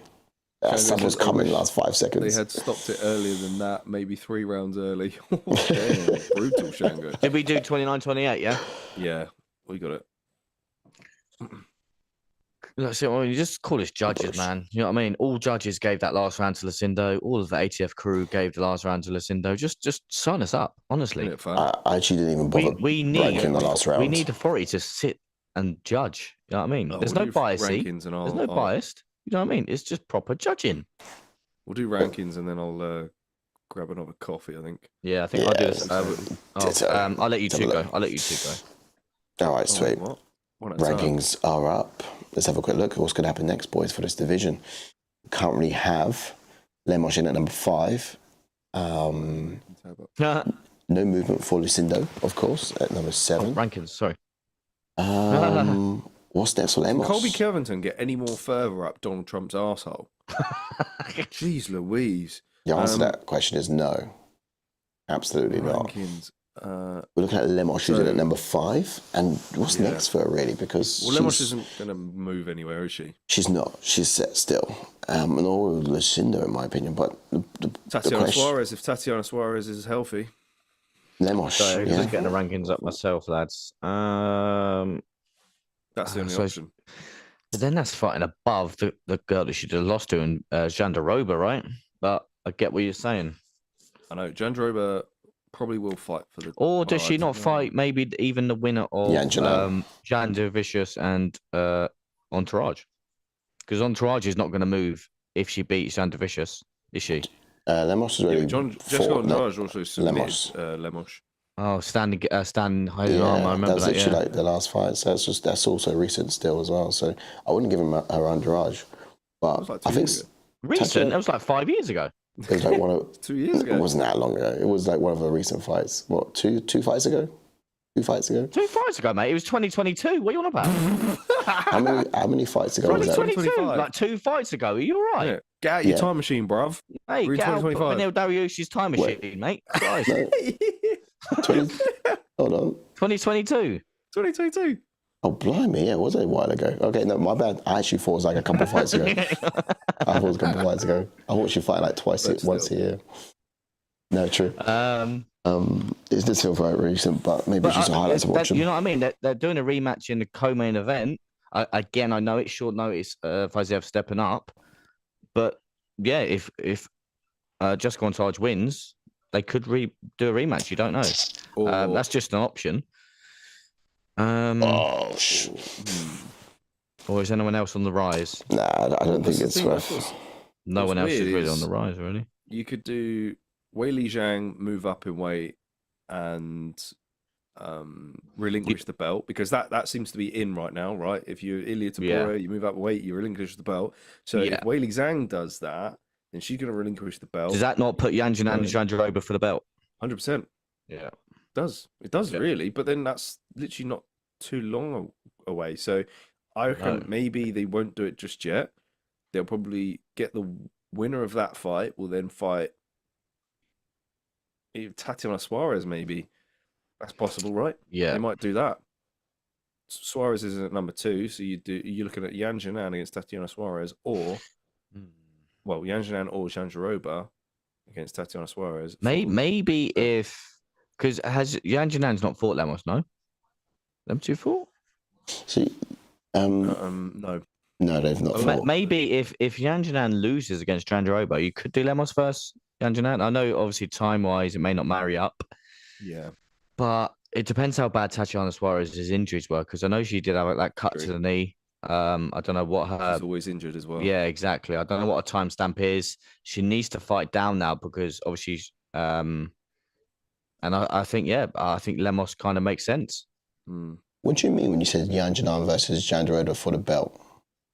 Because they're fighting each other. If they're fighting each other at UFC 314, if Weili does it, Ilia Topuria, and says, right, I want to fight up. I want to fight Shevchenko for the belt. They rarely obviously do if that. Shevchenko, they'll strip her. They ready? Obviously Shevchenko's and then got they'll to take get the past belt one from her. That's class.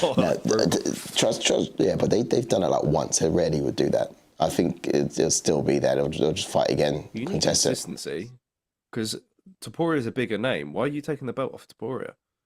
I mean, it's desperation, but you need consistency. You can't just take the belt off Topuria just so you can do the title fight of Volkanovski and Lopez, and then don't take the belt off Weili Zhang. Yeah. Obviously, if that was to occur, yeah. I mean, look, I'm all for keeping champ versus champ. I'm all for that, but you need consistency. Could you not do Dern versus Lucindo next? You got to kind of look at the timeline and see how it ties in. Do you know what I mean? It's like that fight's going to be the next pay-per-view event, isn't it?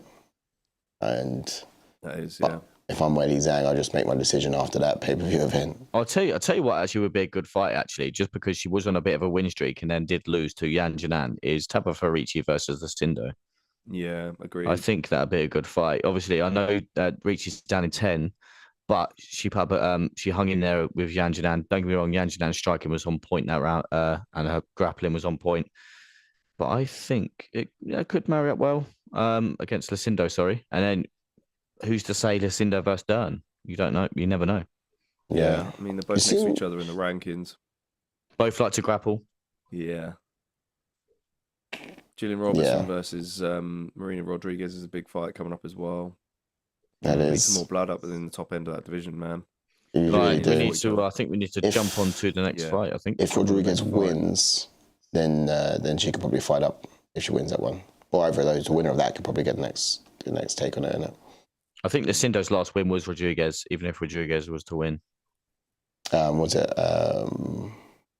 for Gillian Roberts? She's on a 3-fight win streak at the moment, so if she was to win... Yeah, Gillian Roberts, good shout.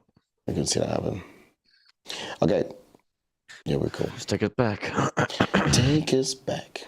Oh, man, this fight is going to be insane. Yeah, jumping on to Bahamondes, then I'll let you get the fighters up. While JK puts the kettle on.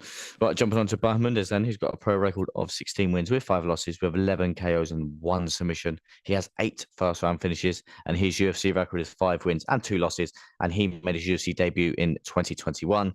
And he's also been on a Contender Series in 2020. He's currently on a 2-fight win streak. That is true. Now he's a switch stance fighter. He's tall, lightweight. He's quite tall for the division, and both these guys are, to be honest. Fluidly mixes up his kicks, attacks from outside stances, like both stances basically, and he does kind of make it look quite effortless as well. But that's the thing, when you have a striker who can throw from both stances, it just adds to the problem. And all of a sudden his kicks are twice as difficult to read and calculate. Like he prefers the low kick out of the orthodox stance, I'll probably say, but he will actually target the body from a southpaw stance too. So he's got different tools for different stances, but he's very good at using his range, and this kind of comes from being a kick-oriented fighter. I think his punches, punching-wise, I've kind of noticed he uses a lot of straight lefts to the body and a lot of that when he's kind of switching to southpaw as well. So yeah, there's the fact that his stance switching is added to his striking. It's just a huge problem, man. And for people to read that, it's something else. This Bahamondes has been fairly phenomenal. Oh no! Oh, we got better Mohammed in the corner. Now Mohammed. Yeah. Yeah, I think I initially picked this guy to win, you know. And then I changed it to Jalin Turner. Jumping on to his opponent, you named him, Turner. He's got a pro record of 14 wins with 8 losses, with 10 KOs and 4 submissions, and he does have 11 first-round finishes. His UFC record is 7 wins with 5 losses, and he made his UFC debut in 2018. Also winning the Dana White Contender Series in 2018, and he does have 1 win in his last 4 fights. That must be why he's underdog in his fight. Yeah, he's kind of had a few bad picks, but you know, I was listening to Michael Bisping talk about how he knows Jalin Turner quite well, and he knows how Jalin Turner is going to work like a dog for this fight, which is why he's going to come out a bit of a different beast in this. I love to see it, because I accidentally picked him although I wanted Bahamondes. But we are where we are now. Look, Jalin Turner is a southpaw fighter, brown belt in Brazilian Jiu-Jitsu, insanely tall and lightweight for the lightweight division, and he does a really good job at keeping you at bay with his jabs and his kicks. Now, his wingspan is so great that he can throw I know, right? He can throw a kick as a rangefinder before following up immediately with like a power shot straight down the pipe as well. Now he tracks his opponents and he kind of keeps them out on the end of his strikes, cutting off the cage and just kind of moving as well as he does it too. But otherwise, this guy's kind of a calm and composed striker. Like his knees, they're really lethal. He closes the distance with them as well from time to time, but often he uses them on the body towards smaller opponents. Not to say that we're necessarily going to see it here in this one, because these guys are both equally as tall. Yeah. Ooh. Well, we want some expectations, JK. I guess you could do both expectations when I get a killer. Yeah, I'll do both. Yeah, that's fine. That works well. So the things what I'm expecting for Ignacio Bahamondes is we rarely get to see someone who matches Turner's height and length in this division, and that's what makes this fight so exciting, really. Torres tried to make the fight ugly, but Bahamondes found that kill switch. His wrestling has been the area I would say we've not really seen much of, but I'm expecting him to use that as a fallback in this fight. He's going to constantly look for ways to catch Turner off guard and tee up his high kicks. He can throw them with both legs. That's what makes him so great. But he'll mostly be looking to operate out of the orthodox stance. Yeah, Turner's also a southpaw, so that's going to make really interesting. As for Jalin Turner, who's now in the prep point at the moment, shaved head into this one. We've not seen him have much success at getting back to his feet once he's taken down. He's got to be prepared for Bahamondes' level changes and fend off any takedown attempts. But if he's unsuccessful with that, then I want to see him use those long legs to kind of sweep him. We need to see more of a sweep game from Turner. I think Turner will be the crisper fighter with his hands. There's a lot of power and technique behind that straight left, and I'm expecting him to try and land the perfect counter on Bahamondes in this one. And maybe that's kind of ties into what Sai was saying about Michael Bisping knowing Jalin Turner in this one. Let's get some chats. Sorry, guys. Welcome in, Ian Machado. Welcome in, mate. Welcome in. Hope you're doing well, sir. That Miami card is insane. 9.5. Oh, it's mad. Yeah. You got you got Rodriguez versus Pitbull on the bloody prelims. Mate. That's not on the prelims. Yeah. No, it's not. We just showed it was on the prelims. What? No. Yeah, just showed it was on the prelims when they got the card up a minute ago. Oh, I froze again. What? Yeah. You can't put that on the prelims, bro. Yeah, it was on the prelims. Simply, that's illegal. What are you doing? I have to find an update for that. Yeah, because it's got it on the main card on Google, but interesting. Yeah, I'll have to wind it back, or someone will have to see if they can pull it up for me. But why got it back in time? no, I don't know. I don't know where he's got to go to get the kettle. It doesn't say it on UFC.com. Okay. Do you know what? They sometimes do a little boob, don't they? I didn't quite see. Someone will have to. To be fair, I could wind back, but I do. No. It couldn't have been Dan Ige, Sean Woodson. No, that was on the prelims as well. Or they put Yonjar over in it? Might have been on the main card, yeah. They could have done German. Oh, we're going to miss the timer. Oh, Mr. Brown. Can you get it with... No, because it won't activate, I don't think. I will just say now. Okay. Are you in? We're in now. We're in now, guys. What did you put for this one, chat and everyone? Good shout, yeah. Oh my god. 455, 54, 53. Bahamondes. Oh my god. Swing who did you put? Sorry, JK. I put Bahamondes decision. Wales says, is that King Green in JK's background? No, it's actually Leon Edwards. Oh my god, someone's going out, man. Really? Someone is going out. Great, says Wales. Bilal telling him decision. Who did you put? Wales? What is that noise? Yeah, I don't think you got a noise. Someone's going out, man. Good body kick from Jaden Turner just then. Bahamondes with a level change, but Bales. Yeah, it's because he had a ghillie. Oh dear, that is not good from Bahamondes. That level change was awful. I think he panicked.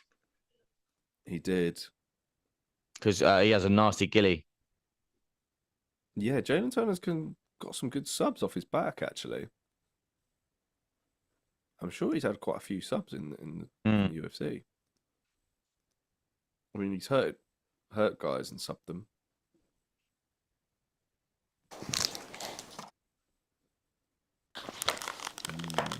Damn it, I went well quick.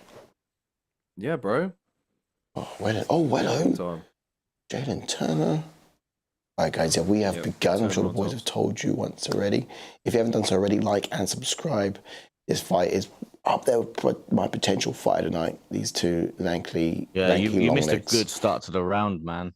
Really? Oh, what was he trying to do? What's going on here? Oh, Bahamondes going for a sub. Oh, no. Oh, kind of. Hey, it's elbows. Look at his elbows, man. Have you ever seen two daddy long legs have sex? No, they kind of like... Oh, mate, why did you do that? Now you can't unsee it, can you? And you tell me to stop swearing, you say things like that. That is not the same. That's not the same. There's a significant difference, but you just see it when it... Oh, hello. Stay tall, Jalen. Stay tall, Gee. Oh, no, that's in. Oh, he's going out here. He's got to sleep. Oh, he's got it. Damn it. He's tapped it. He taps. That's it. Wow. Bahamondes taps out Jalen Turner. In round one. That's insane. I had decision. I mean, great win for him. Damn it, man. He's now knocking on the door for the lightweight rankings. What is going to be next for Ignacio Bahamondes? Great so simple, man. Yeah, I mean, the takedown wasn't great. The level change was very poor. He bailed on it because Turner was attacking the ghillie. But those elbows off the back were pretty vicious, and he was able to sink in the triangle there. Nicely done. Oh, man. Damn. Finishes tonight.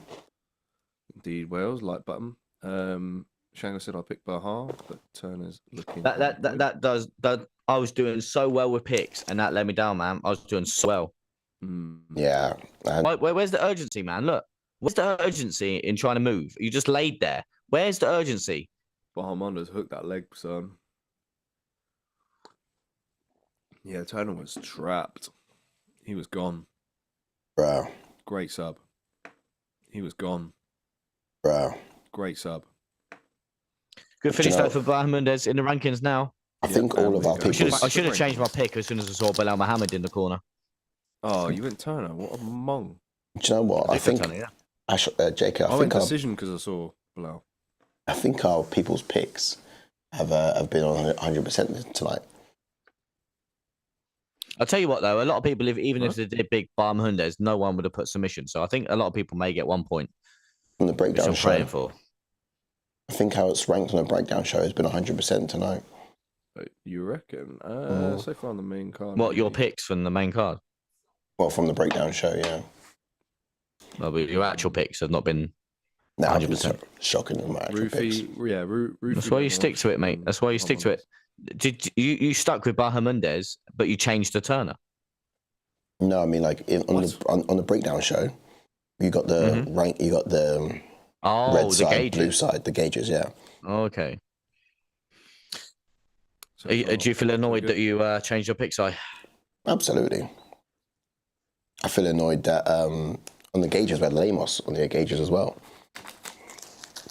So I think as far as apparently we're frozen. Apparently, Well, the frozen? YouTube stream's down. Apparently, down. yeah. Oh, we're lagging really bad. Oh, see, this is why. Should have come here, Si. Yeah. Is that on my side? Do you reckon it's my fault? Let's have a look. Well, you're streaming it. It's true that I'll put it on performance mode, but I've not got any. Nothing's lagging on my side. No issues. Jakey, you're coming through really clearly. Ash, you're the only one lagging on my screen. Yeah, but the stream. It wouldn't be me though. You're the one that's live. If I'm lagging, it's on me. But yeah, I mean, no, JK is like crystal clear, and he's coming through Zoom, crystal clear. Now you're lagging audio. in Zoom now a little bit. Am I? I think the stream's about to go down. Oh, Have you not got Ethernet cable? No, I wouldn't have one. The internet speed was actually faster than my house at home. I'm gonna. We'll monitor it, guys. We'll monitor it. I'm gonna go make a coffee. I'm gonna unplug my. I think it's froze again. Oh. Well, I'll leave you to sort it out. I'm gonna take my camera out and just leave it as Ash, and then sort it out when I get back. If that helps. All right. That won't help, Ash. Can you whack it back in? Ash. Oi. Yeah. Put it back in, just because it'll just mess up all the boxes. JK will be out of his box as well. Yeah, so Right. I'll read some chats. Ignacio Bahamondes is a bad mofo. Right, I'll be back. Sharon from EastEnders could have coached him, and he would have won top notch. Oh, dude. that was of his EastEnders. Chat again. Of course. I've not missed that. I've not missed that at all. Dum. Okay. Yeah, actually, I've seen the leg now. I've seen it has pause, hasn't it? And we're back. Yeah. What we on now? Main event coming up. Blimey. Yeah, we're there already, geez. We're there already. I have no notifications on my Streamlabs to say issues. I have no notifications on. You guys come through my Zoom just fine.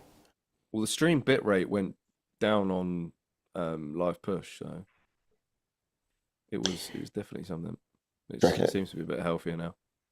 Okay, yeah, or maybe just a blip.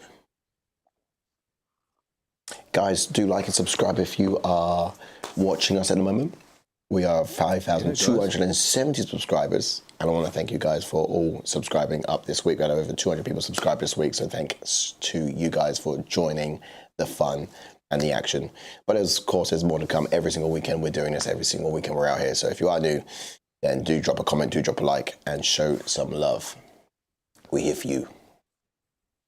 You've seen these Daredevil trailers, JK? I've watched the first 2 episodes, yeah. Have you? It's pretty good so far. I've not seen it yet. I didn't know it started yet. I can't wait. Yeah, man. It looks pretty sick. Yeah, I think it's a very shocking start. Oh, man. We're holding our prisoners back. It's pretty good. This coffee they got here in the hotel, man, it's like rocket fuel. Yeah. What honestly, I just used the coffee machine, an espresso thing. Whatever that capsule is, it probably is what they put on space shuttles to get them into outer orbit. Oh, yeah, I do rate a fancy coffee machine. Welcome on in if you're just joining us for the first time. We're a UFC fan channel. We're fan opinions. Matamo, smash that like button. Let us know who you're picking in this upcoming co-main event between Justin Gaethje and Rafael Fiziev. Can Fiziev, best Gaethje this time around, or will Gaethje successfully beat Fiziev for the second time? Right, good question. Now, here's what's happened this week. I've been a bit of a tiz because I first of all had gone to Fiziev getting the win. I said that will probably happen. And then I thought, no, you know what? Gaethje's most likely going to get this done. And in the people's picks, we went Gaethje, didn't we? The breakdown, we had the breakdown. Show We had Gaethje predominantly. And then I was like, oh, should I go with my first opinion, which was, I reckon Fiziev's going to get it done. So, yeah, now I reckon it'll probably be like a third round knockout by Gaethje. But also I reckon Fiziev is going to be a different animal this time around as well. So I'm torn. What I'm telling you is I'm torn. I don't know what to do. I could very easily switch it. And this is why I hate giving fight cards too much thought. I like to think first, put down what I think, get it right, and then not regret it, get it wrong. But when I give it too much thought and I change, then I regret getting it wrong. It just tears me up. Never change, man. Never change. But then also, this is what happens when I give it too much thought. You know, I give it too much thought, and I watch too much stuff about the fights, and I get swayed on different mentalities and all that sort of thing. So it tends to happen. But are we still up and running? Wales, yeah, we're still up and running. Wales, beautiful. Shout out to all British UFC fans staying up late to watch the fights. Y'all, the real fans. Ian Machado Sherry says Turner retired. Phil for the fella. I mean, no, he didn't. Don't be silly. He's trolling. Wales says I like Gaethje by decision. Fizzy coming off the couch with an injury. Yeah, man, he's got to have a huge factor, and not having a full fight camp as well. But I just got a feeling that Fiziev's going to get the knockout. I don't know. That's what I put, but I'm also very hopeful because I want Fiziev to win. Yeah, I can. I love watching Fiziev, so biasy there. I can really see that happening. But yeah, what I've gone with is Gaethje third round. I think Fiziev's going to come in hard and fast, and Gaethje's going to weather it, survive it, and in the third round, Gaethje's just going to come alive, a bit more animated, and get a third round knockout potentially. Okay. Yeah. I remember you can take that one to the bank, boys. I say that 5 seconds ago. I was so unsure. Yeah.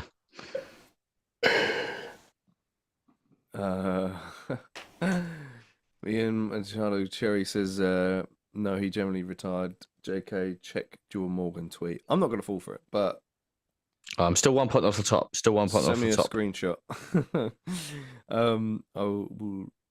I haven't checked Twitter, to be fair, in a while. So who's retiring? He said Jen and Turner. Really?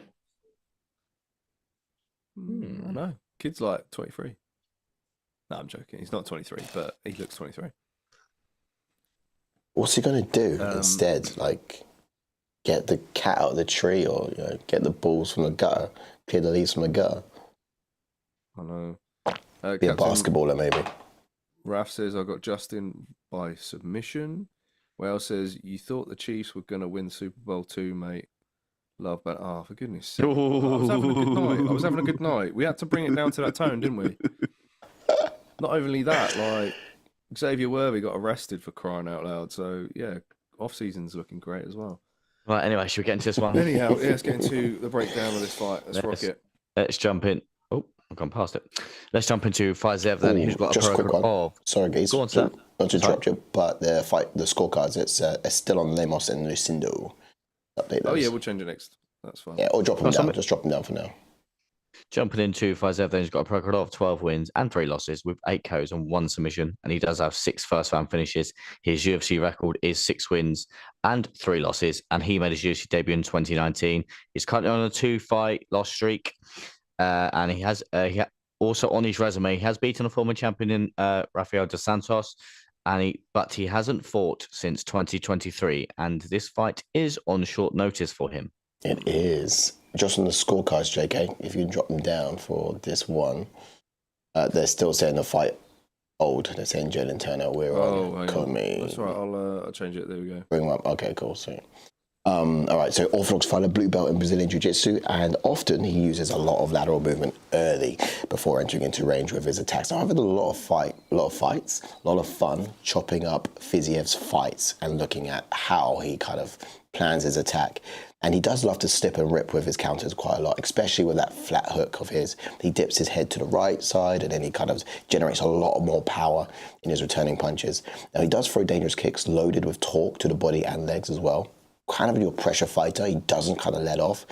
Like he's not afraid to kind of get in your face either. Like he'll unload with his combinations and then he'll slide out of range just at the right moment so you can't get those counters on him. But he's lethal with his extended combinations, putting together both kicks, hands, real beautifully. But this guy almost kind of sets those traps as well in terms of the way he moves you around the octagon. He's almost like a puppeteer, putting you in place and then he initiates his striking. But yeah, that's Fiziev for you, and I'm a fan of his work, as you can probably tell. Beautifully said there. Ditto. And then jumping on to Justin Gaethje, then he's got a pro called 25 wins with 5 losses, with 20 KOs and 1 submission. He does have 9 first-round finishes. His UFC record is 7 wins and 5 losses, and he made his UFC debut in 2017. He does have 8 Fight of the Night bonuses. He is a former BMF champ, of course, and he is a former interim lightweight champion as well.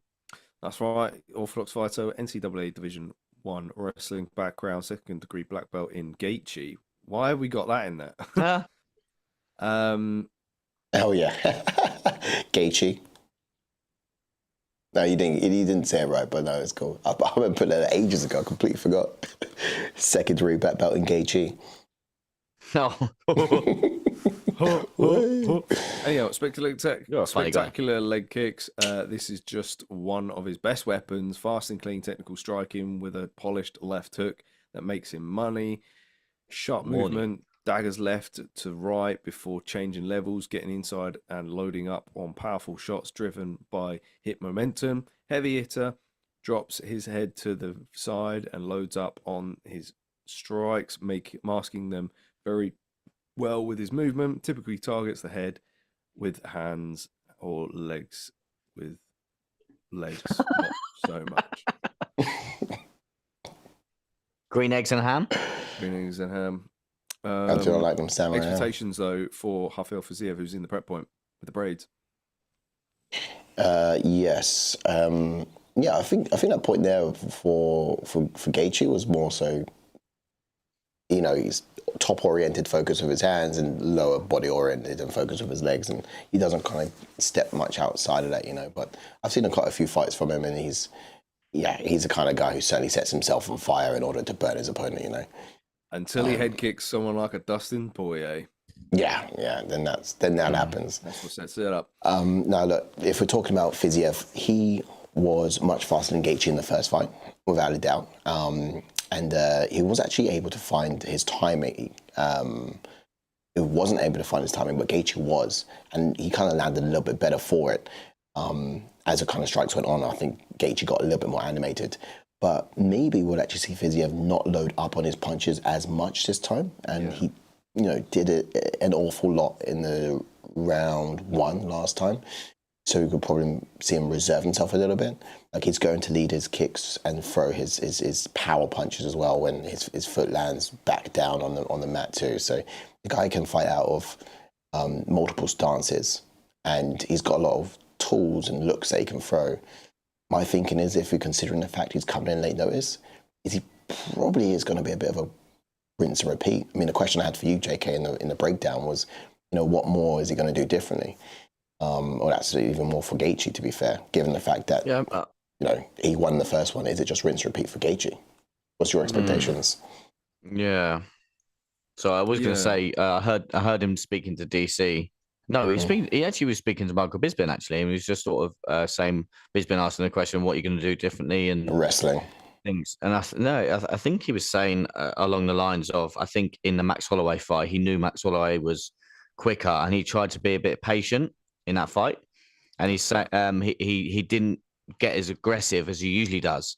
So I think is actually, like you said there, I think in this one, he's going to do what he's always done and set himself on fire to obviously land a few more strikes. So he also I think he can do. I think he can do that in his fight. I think he can do this in his fight though as well, because I don't think Fiziev has that one punch knockout power. So I think he can kind of do that against someone like Fiziev. You're right as well, but he did tell Bisping that he was going to wrestle too. But I actually don't think he would do that. I think he's probably going to be more like what you said. Well, yeah, I mean, risking it all, I guess, in this fight, but the odds are stacked in his favour, though. Still, I mean, for Gaethje, despite not having his best performance at UFC 300 against Max Holloway, the odds, like I said, are stacked heavily in his favour against Fiziev, having already beaten him. I think he'll follow the previous game plan, personally.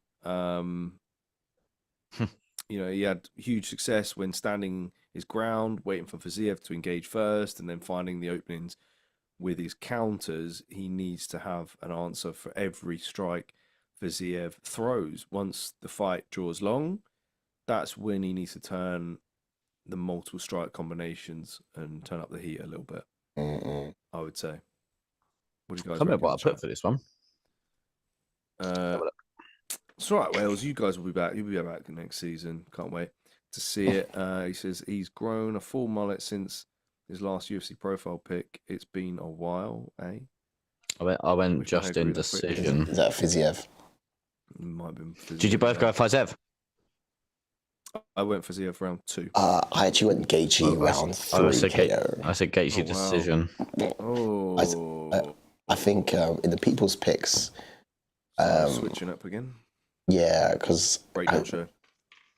Yeah, just sorry. I don't know why. I haven't done that for a long time. Breakdown show. I think we did side all of the points for Gaethje, absolutely. But I was adamant that Fiziev will probably do what he needs to do to get a job done. I think he'll come out aggressive and get it done fairly early on. But it's all good. Like some of the picks were. It's all good, some of the ticks being on sort of one-sided, but you think if Khabib was still about, he would just have grappling and still win. Yeah, you're probably right. I mean, cardio. Well, yeah. Yeah, I suppose it's a fair point.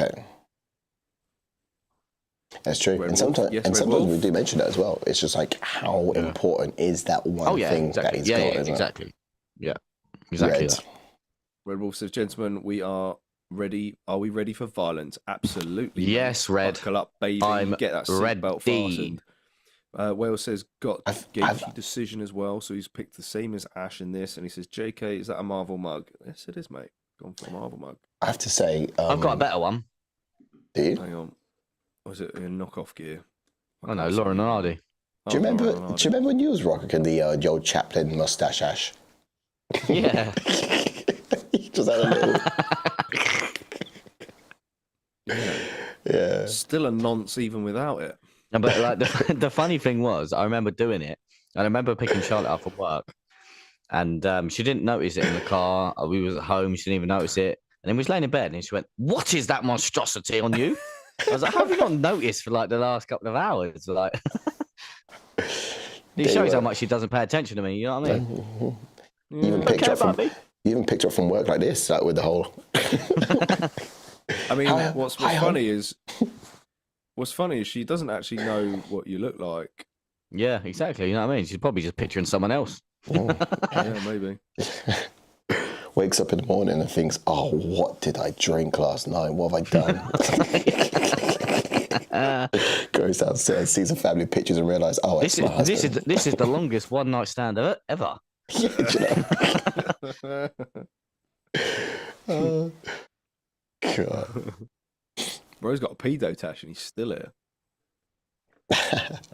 Taylor Young says, I keep going back and forth with this. I can see Fiziev outstriking him, but I can see Gaethje just breaking him down. Yeah, same, man. That's my feelings as well. Captain Raph says, Wales next season. Captain Raph. Raiders versus Giants. Get ready. Ooh.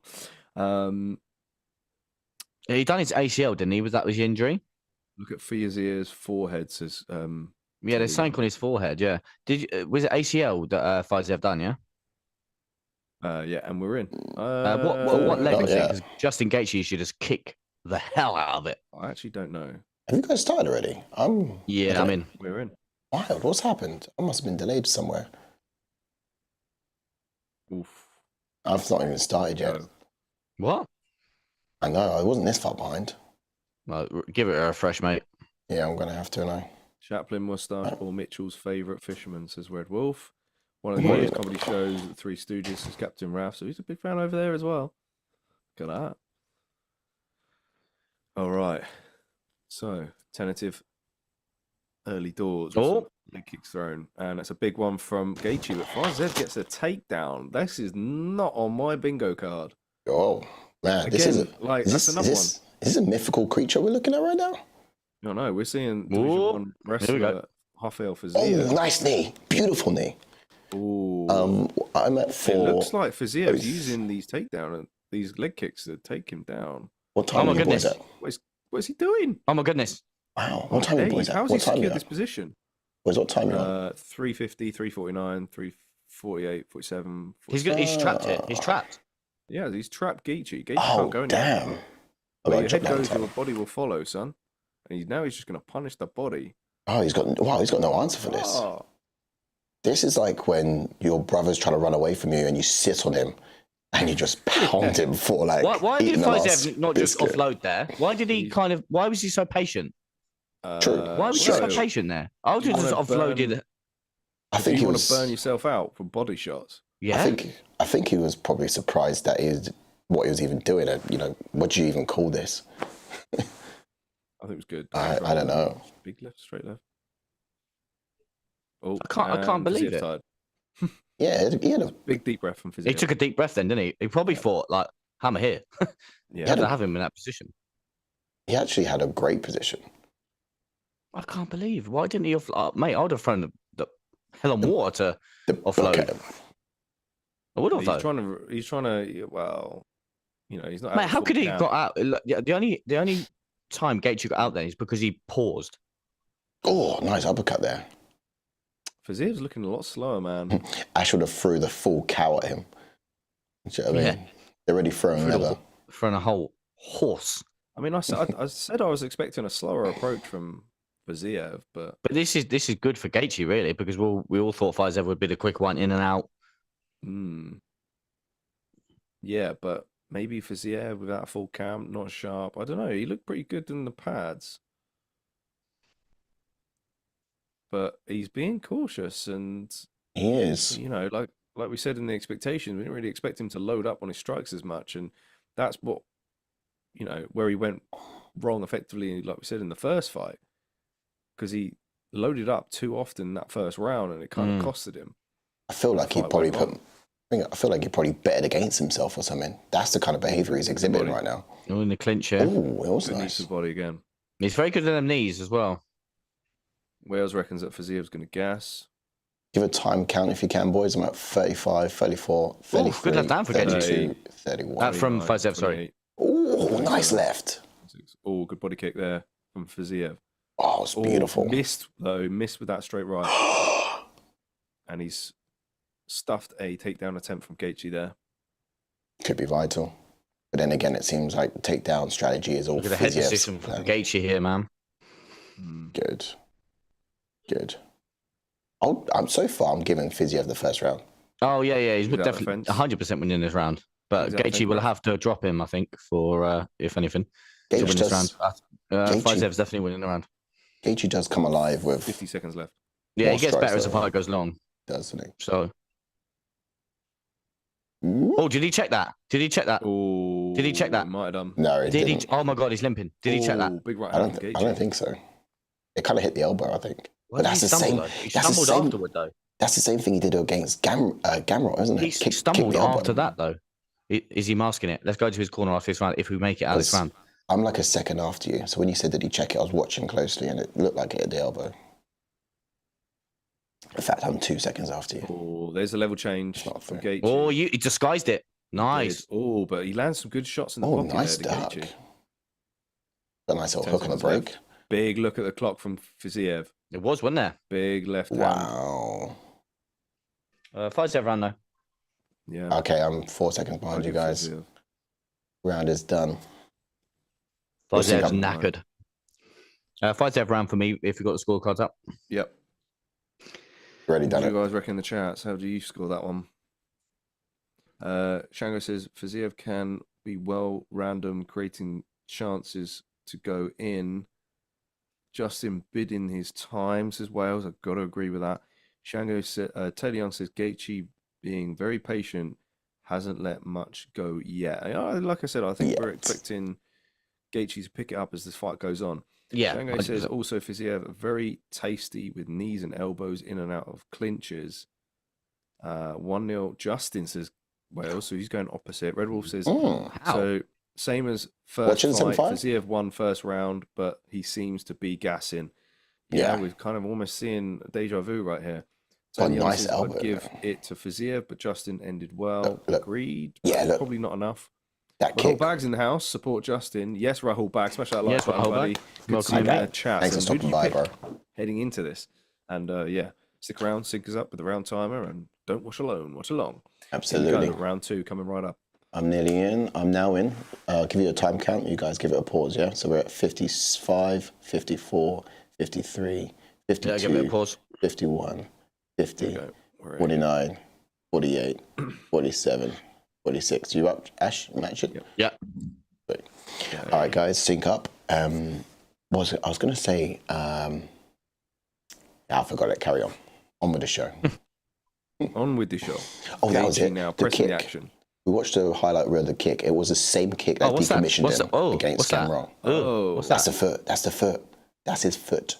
So remember the kick that he did against Gamrot? That's the same one that decommissioned him. No, but he done his ACL. No, he done his ACL, not his foot. Yeah, he did. He did. But it came from the kick to kick the elbow, didn't it? Oh yeah, that come from that. Yeah, I thought you said something to do with Gamrot. I was like, it wasn't his toe. It was ACL. So he kicked Gamrot's elbow, and then it was fight over. Yeah, it was his knee. All right. Well, we got a low blow here. This probably favours Fiziev. Yeah, watching it now. Look, see, you see. Oh no, that was a different one. No, that's the low blow we're just seeing. Right, and we're in. Back in. Time is going to be out, guys. But, it is. I thought I should have replayed the kick from last round, but it looked very similar to the one that he had in the Gaethje fight. He seems to be moving all right on it now, though. Oh, good shots from Gaethje in the inside there. Nice low kick there. Is anyone else nervous? I'm now. Oh, good body shot. Gaethje's pouring it on, and I've got Fiziev. Come on, Fiziev. We need to knock out this round, brother. I need some points. I've literally just not had that many points. Like, there's no... I've got a few decisions right, but I need to check the scores. Another deep breath from Fiziev. Nice right hand there from Gaethje. Gaethje's looking faster. Gaethje's looking the faster fighter. He's got more output now. It's obvious who's had the better training camp. Oh, we just slipped. Yeah. We did. What do you think Fiziev was thinking, taking this on short notice, losing it before, having been out for like a year as well? What was his thoughts? He's just been itchy knuckles. I think. Exactly. He just wanted to get back in there, and he probably knows he can beat him if you get what I mean. How close the first fight was. Yeah. It probably in his head it's some minor adjustments, and he can get the job done. And bearing in mind, obviously, Gaethje's coming off a KO loss to Max Holloway. You're probably thinking, right, I can get this one back. Chances. Yeah, exactly. It was a good body kick there. Gaethje needs to do something significant, man. He does. I mean, he's landed some good shots inside, though. We're seeing the narrative. Nice right hand. See, big right hand for Gaethje's there all the time, and he's putting combinations together now. This is exactly what we said in the expectations. I love his shot selection. How he followed up with that uppercut. Didn't land, but it's just the wisdom putting it. Oh, he's wobbled. He's wobbled. Big right hand from Fiziev. He's wobbled. Gaethje's wobbled. His left hook is missing. Gaethje's ducking behind that left hook every time. Gaethje's got Fiziev on the back foot. Just missed on that right hand, I think. See, Gaethje smiled then because he was like, I'm hurt. Yeah. Perhaps if I smile, he won't charge in on me. Yeah. Still, Fiziev being tentative. He's quicker this round than he was last round. Who? Fiziev. Maybe, yeah. I know we're only in the Gaethje second keeps round. ducking his head. He does. I know we're only in the second round, but is Gaethje near to retirement, would you say, JK, looking at how he's performing? No, not at the moment. I think, we we said in the breakdown that if he concedes another knockout loss or a dreadful knockout loss, then you'd be considering it, or you'd be thinking that perhaps Gaethje's nearly there for it. 2 devastating knockouts in a row. He needs to stop ducking his head to the right, man. Yes, you could read it. I'm surprised that Fiziev hasn't attempted another. There it is. Oof. The knee. He did read it. Wow. Oh! Oh! Gaethje puts him down. Oh, Gaethje teeing off, and he said he wanted to finish this time around. Let's go, Gaethje. Oh, looking to recover. Oh my goodness, dropped him with that one.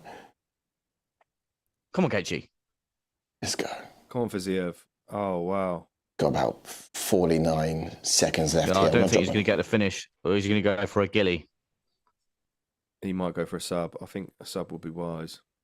Yeah, a lot of people may have put KO Justin. You go decision. I did go decision, but I don't care as long as I'd take a Gaethje sub if it means that a lot of people will lose points. But that was a flush uppercut there. It was a beautiful uppercut. He's won this round, though, so. Oh, yeah. Fiziev coming back. 20 seconds left here on the clock. Yeah. The main thing is Justin's won this round, so it's 1-1. And we're seeing deja vu, man. Apart from the dropping, Nice we didn't kick. see anyone get dropped in that last fight. Gaethje does have to be careful about dipping his head to the right. Like He does. And Fiziev's a smart enough fighter to recognise that as well. Yeah, he did throw a knee earlier that did kind of catch you in the motion of it. 1-1. 1-1. 10-7 that round, though. Big round. I'm nervous. I'm nervous. Here we go. Here we go. 2-0 Justin says Wales. I had round 2. Justin, balls to Shango. There's the uppercut that dropped him. Round 2. Gaethje, good job. Fiziev just doesn't look as slick, man. His reaction, his facial expression was there, was our reaction. His was like, oh, and we were like, oh. Yes, yeah. Oh, look, look at Fiziev, he's tired. Fiziev was winning round 2, but Gaethje clinches it with the knockdown. 1-1, it's heating up, says Taylor Young. Yeah. I think fatigue is definitely going to settle in. You tell him. Gaethje could very well get a stoppage in this 3rd round if he keeps it tight.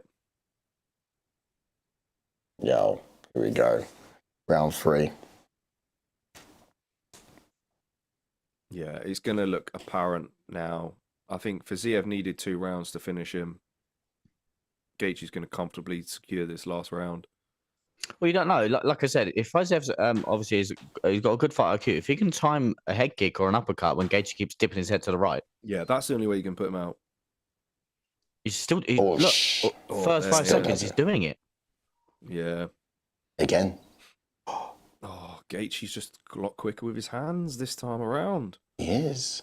Good left hook from Fiziev. Oh, nice spinning kick. We nearly had a roofie. We nearly had a roofie again, bro. Stop ducking. Even Shango screaming at Gaethje to stop ducking. Yeah. This may be a no fly knees sort of reaction in a minute. No ducking your head in a minute coming. Yeah, but it looks like Fiziev is being a bit more controlled of that distance now. You see him not as much in the pocket. I am watching. What's important that his hand stays up here. If he is going to duck that side, he does keep it protected. See, the reason why Fiziev needs to get on the inside is that he doesn't concede those low kicks from Gaethje. Yeah. Playing toe-to-toe with him. But at the moment, now we're seeing them a much further distance away from each other. And there's a head kick. You see, he nearly timed it. Yeah. Fiziev nearly timed it. That was a good left kick and a... there it is. Again. See, hello. This is better from Fiziev at range. This is great output from Fiziev. In the 3rd round, I'm shocked. Yeah. Because Gaethje was countering him in the pocket. Oh, this is mad. These body kicks, man, they're paying dividends. Do you know what? I'm not even mad if Fiziev was hello. Oh wow, bro. Ooh, caught him. Fiziev sponged that attempt. Caught him back shot that body then from Fiziev. If this goes to decision, I think Gaethje's quite tired as well, though, man. I wouldn't have body shots now. I actually wouldn't have. What did you put, JK? Decision for Fiziev. No, I put round 2 knockout. Yeah. I wouldn't have put a decision for Fiziev, but I think we could see ourselves there. Oh, good combination from That's nice. Gaethje. I mean, look, but then in the last fight, Fiziev had a strong first minute or two in the third round, and then Gaethje just took over, and we could see the same again. Look, we're seeing it now. Gaethje's landing these combinations in the pocket. Fiziev is slowed down. So, but I think Gaethje is quite tired as well. To be honest. Yeah, you're probably right. Yeah, but we all know he gets tired, but still just like grinds it out. If you know what I mean. Gaethje can have more. Oh, that was wild. Oh, you're ahead of us, Ash, as well. Sorry, I thought sync up. 1, 2. Yeah, it literally about a second. 1, 2, 59, 58, 57, Cool. 56. Ooh, come on, Fiziev, get back at range again. Why are you getting in the pocket with Gaethje? Oh, Slips. Oh, that body kick was laboured. Fiziev's knackered. Gaethje needs to turn up the pace. I'm amazed he's still got... Oh, nice right hand there from Gaethje. Oh, that was good right hand. That was good. That output, though. Gaethje 54, Fiziev, man, we got to get out of the 14. pocket. Got to get out of the pocket. What a chin Fiziev has shown to Shango. Fiziev been doing great body work, says Taylor Young. Big swing and a miss from Fiziev. I just want tired. I want someone to finish it now. Forward there from Gaethje a second ago to kind of jump on him. You see that? I just want Gaethje to show that. I want Gaethje to show that he can do it too, you know. Big Gaethje going for a takedown here. Down finish. Yeah, Gaethje. He's just trying to secure the round. He's trying to secure the round. He's tired as well, which is very smart from him, really. He's making Fiziev work as well, defending the takedown. Sorry, right back, sorry. Yeah, Rahul Bag says, bro, why Justin Gaethje not use his old leg kicks like Edson Barbosa and Joseph? Yeah, we've only seen about 2 of them. That's a good point. I think it's purely because Fiziev has been toe to toe with him and right in the pocket, really. Gosh. And Gaethje's landing with those combinations, though. That's a problem. Oh, good combination there by Fiziev, but hello. There from Gaethje. This is I think that's secured in the round. Come on, let's go. 15. Oh my goodness. 5 seconds left. Oh my god. Finish him. Oh. This one. Oh, what an end to the round, man. I think Gaethje just stole that. I'm going to go Gaethje round 3. Yeah, I'll do. Gaethje round 3 for me. It's the same. It's the same as the last fight. I mean, if it's that's true. Because Fiziev won the first, and the last, and then Gaethje just turned it up. But this is the thing, like we've been saying. Do you think the hierarchy of the UFC? Do you think they'd be happy that they put this fight together? Bearing in mind, we kind of saw. Don't get me wrong, it was a great fight, but it's kind of like the same outcome as last time. No other choice. Okay. They had no other choice. I just thought I'd jump in here. One thing I'm actually worried about as well is just the fact that last one. Huh?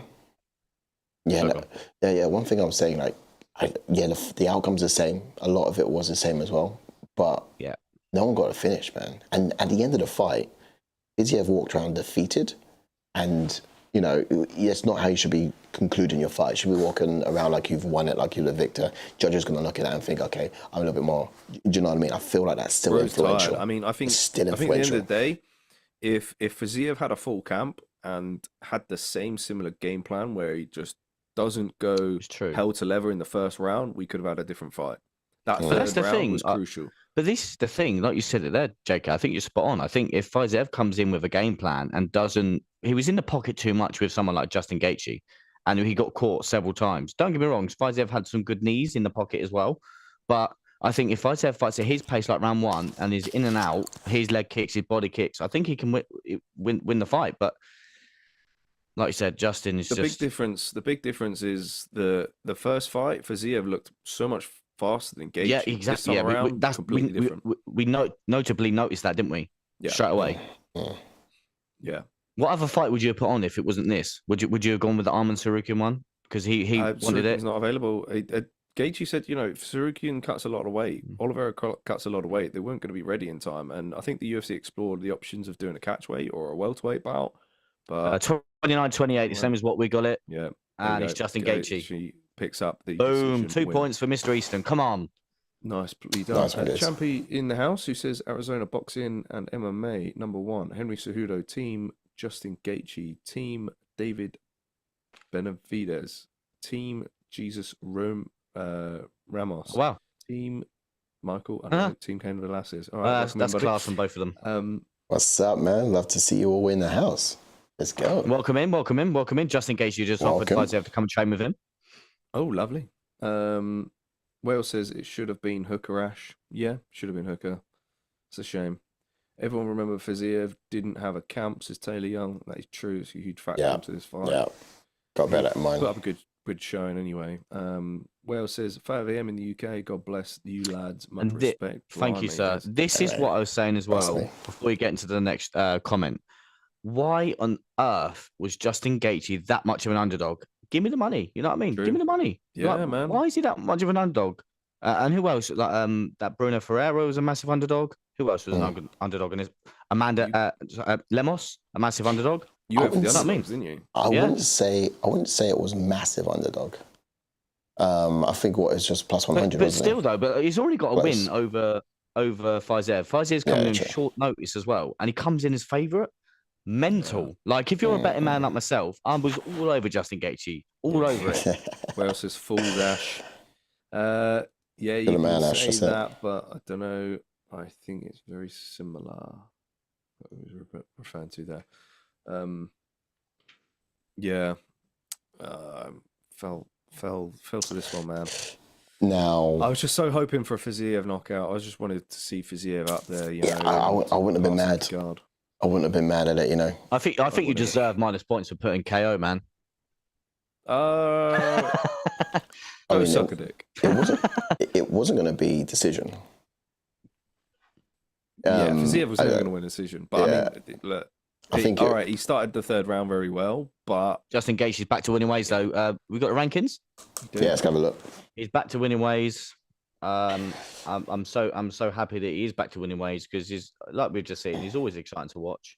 Yeah, but how much longer does he? How much more mileage does he have? But why do you keep saying that though? Well, he didn't get knocked out, so I think. Why do you keep saying like you asked JK the question? Yes. Oh, is he not far off retirement? Why?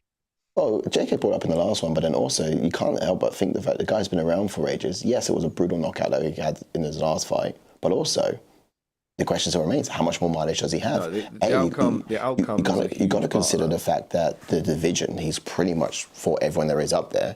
What is next for him? How far can he go? What is there for him? Well, I think they should just rebook the Dan Hooker fight. Yeah, that would make sense. I think they rebook Dan Hooker. That would make sense. Still needs to happen. I said if he's on the receiving end of another devastating knockout, then you 100%. But his chin held up. There's obviously look at Frankie. Like his chin just went. You know what I mean? Unfortunately, sometimes when you get to certain stages of your career, your chin. Marlon Moraes, his chin just went. You know what I mean? He was such a talented fighter, but he just went. Like he showed, Justin Gaethje showed there he can still crack he's still sort of got it. I think they either rebook the Dan Hooker fight or Justin Gaethje fights Arman Shuriken, maybe. Justin Gaethje versus Arman Shuriken, #1 contender for Makhachev. Put his name in the hat now. He said that because Makhachev's not fought Justin Gaethje, has he? So no. So he's put his name in the hat there with a win. Yeah. Okay, it's not a strong enough win, granted, but for options wise for Makhachev, I still want to see Sarukian. Sarukian's got to fight Makhachev. That's the funny thing, though. I think that fight does make sense, but it's just Dana White saying that he needs to fight for it again. He needs to fight someone else. I don't get it. I just think that fight makes 1,000,000% sense. But it should be if he does have to fight someone else, then that person has to be Justin Gaethje. Yeah, it has to be because Justin Gaethje has not fought Islam. So no, but then it's also a very hard sell. True. Very hard to sell. If you're the UFC, how do you sell that fight when Gaethje got knocked out? For Fiziev now, he's proper down in the pecking order now after losing that. I know he's not going to move anywhere rankings wise. I think he should just fight Grant Dawson. Oh, okay. 3-fight win streak. Coming off a win. I think he fought last week or the week before. I think Fiziev didn't take too much damage. So I think that fight kind of makes sense. Obviously, he had his due in fighting up in the rankings against, obviously, Gaethje. I think he's got to defend that ranking now. I think I'll go you one better. Or does he fight Bahamondes? He could. I was going to go one better. Oh, Benoit Saint-Denis. Oh, the Spanish Wrecking Ball. I was going to go one better. I was going to go Maurício Ruffy, mate. Ooh. Fireworks. That'd be Spinning good shit. Or did they actually just book Bahamondes versus Ruffy? Yeah, but Bahamondes Ruffy would. I'm not. I guess it's a good one. Yeah, I reckon they should get Joel Alves versus Fiziev. Boom, book it. No, Joel Alvarez, I think, should fight. He could fight Bahamondes. That'd be a good one. He could fight Mateusz Gamrot, mate. They could give him a big jump because Gamrot's on a loss. Look, you got all these people who are on losses between mad, 11 and 7. Fiziev on a loss, Moicano loss, Dariush, Gamrot, Chandler. Someone's going to get, a big jump. Just saying. Yeah. Paddy Pimblett Yeah. would be in that someone. Grant Dawson, Gamrot, I think it's a fun fight. Yeah, it's a good one. Grant Dawson's definitely a triad. Yeah. He is the epitome of tryhard. I would take that one. It's not a bad shout, actually. But on Dariush, he needs to sort of test his mettle once again. I think a probably good one for that to happen up against would be Moicano, perhaps. Take that. Yeah, maybe you might have to throw Moicano in the mix, if you get what I mean. Do you throw Max Holloway in the mix? Obviously, is he staying at lightweight? Do you throw him in the mix against someone like Fiziev? That'd be a good one, to be fair. Fiziev versus Max Holloway. Moicano, Dariush. Yeah. Yeah, that's what I just said. That one would be good. I think that might make sense next. So some chats then. Wait, is Dariush still ranked? Sorry.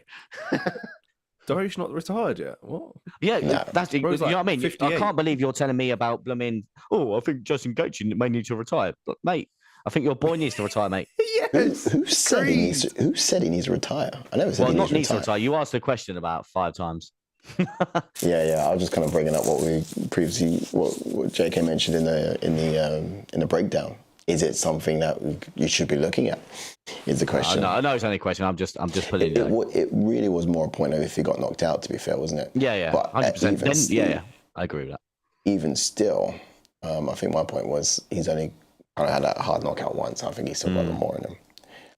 And as far as Dariush goes, he's still a dog. Yeah, you understand. Speaking of chins, I think there's another one that's gone as well. Johnny Walker's chin's gone. That's just another fight where your chin's just gone.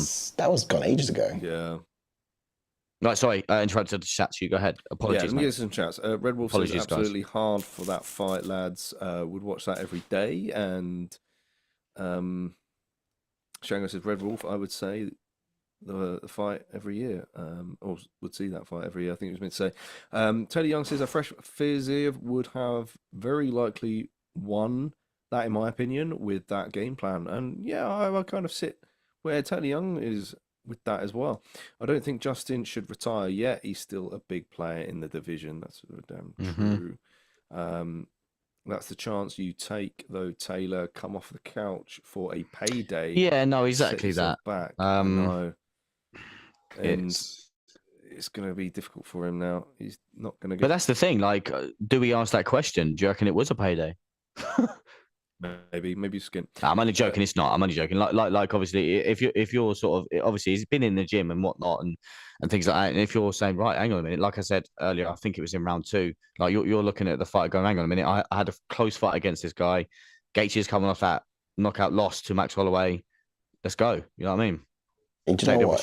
Let's not forget, it's a big opportunity too. The guy's at 11 and Gaethje was 3rd. Yeah, exactly that, mate. So when was he going to get a chance to jump up all of the, Gamrot, who he lost to, over Hook? After that, you might see a fight with him and Chandler even. Might make sense if he puts himself in that slot. But yeah, it was too a good opportunity to pass up on, I reckon. There's loads of people joint top in the league. Wow. Oh, wow. So go on, you go. Teddy Young says, minuscule amount of stock has been lost He stepped in short notice after a layoff from injury and made great account of himself. Yeah, he did, yeah. Fair play, he make a good account of himself. We want to see him on full camp, says Wales, and I've got to agree. All right, well, this we got walkouts now at the moment for the main event that's coming up. Let's break this one down, and then we can get to some jumping on to Magomed Ankalaev then, who's making a walk now. He's got a pro record of 19 wins with 1 loss, with 10 KOs and 6 first-round finishes. And his UFC record is 11 wins with 1 loss. And he made his UFC debut back in 2018. He's currently riding an 11-fight win streak. If you want to call it 11-fight win streak, because in the middle he does have a draw and a no contest. So technically not really 11-fight win streak, but you know, he's never been KO'd, which is an interesting stat. And like I mentioned, he's got the longest win streak in the division, which includes obviously the draw and the no contest, which is 9. You just know that Paul Craig is licking his lips at home, crossing his fingers, hoping that Magomed wins, so he can say he was the only guy to defeat the champion. Still, yeah. You know what I mean? Someone just to clutch onto at the pub. This guy. Do you know what I mean? Just like Eddie, man. Yeah. We're not talking about that right now. We're getting on to fighting style, you know. So Ankalaev is a southpaw fighter, combat sambo background, but narrow with his stance as well. Like his right hand carries a lot of power in both hands. It's in both orthodox, or southpaw stances. Now he's very reactional, I think, with those low kicks. He does tend to check a lot of them, or otherwise react to a lot of them as well. But lethal high kicks against his orthodox opponents too. A constant force that's very calculated in his approach, whether he's on the ground or whether he's standing. There's a reason why this guy hasn't lost in over 11 fights. Not saying he's won, but he hasn't lost in over 11 fights. And that's just because he's he's quite risk averse, but he's very calculated and structured in the strategy that he brings into the octagon. But the guy's got fast and precise boxing. I'll say he finds those openings. Naturally, he's kind of heavy-handed with a little wind-up, and he delivers the power every single time. He mixes up his striking with knees, kicks, making his standing with him a little bit of a challenge. It's just difficult to work with, is probably what I'll say down to it. But by all means, he's just quite well-rounded, but not overly the best striker in the division, clearly. Yeah. 100%, mate. Jumping onto the champion then, Alex Pereira, who's got a record of 12 wins with 2 losses, with 10 KOs and 4 first-round finishes. His UFC record is 9 wins with 1 loss, and he made his UFC debut in 2021. He's currently riding a 5-fight win streak, and he's beaten 5 former champions. If you want to think of some and name them after this, he's beaten 5 former champions. And he does have the shortest time and fewest bouts to win championships in 2 divisions, which is only 736 days, 347 hours, 12 minutes. No, Shama. And 14 seconds. Shama. He's an orthodox fighter. His reputation as a feared kickboxer precedes him, and rightfully so. He's got some of the most devastating knees and weaponry in the division. Bounces on the balls of his feet, peppers his opponents with kicks as he finds his range. Defensively, he's wise to low kicks and moves well. Avoids to avoid strikes.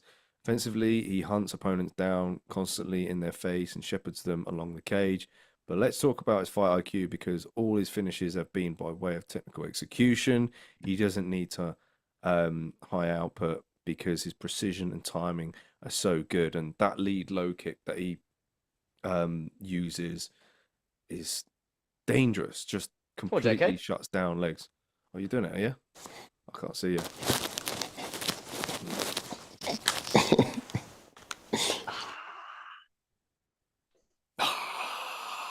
He's even made a fan outside. No, I was doing the easy one. Oh, okay. That's quality. That's quality. Like me and JK doing this, and so I got... You're about to watch Izzy's father lay hands on another man. It was so funny when he was on about when Thingy fought. It was like, my children are fighting. but you are forgetting it was Izzy that gave birth to this man's rise. So it's a bit backwards. All right, so let's get into some expectations. You're not wrong. So expectations for Magomed Ankalaev. Every MMA fan is expecting a wrestling masterclass from Ankalaev tonight. However, he's only been successful in securing takedowns 31% of the time. He's actually been comfortable striking with some top strikers in the division. But will that change tonight, I wonder? Blachowicz, sorry. He shot for the takedown 10 seconds into the fight with Pereira. And I feel Ankalaev might actually do the same as well. He'll use those front kicks to the body to ensure that he's the one controlling the distance and that the striking remains in his control, that he remains just in charge of the striking engagement. That would be key. He loses that, then he's submitting to Pereira's power, Yeah, stay away from that left hook for sure. For Pereira, then, he has got the trunks. Everyone thought that he wasn't going to have these signature trunks, but it's been swapped out. He needs to punish that lead leg and target the body. Ankalaev didn't have much of a poker face when receiving leg kicks from Blachowicz. In Pereira fashion, I'm expecting him to use those low kicks to get him with his hooks later on. He's got to move laterally after every strike to avoid being back towards the fence. If he concedes a takedown, then I think he'll make Ankalaev stall in one position to make the ref stand them up. Or I'm even expecting him to attack guillotines in this. I think he did briefly for the Blachowicz fight. Here's Alex Pereira stare when you know you're done. Mate, I feel like Pereira's got a game plan here.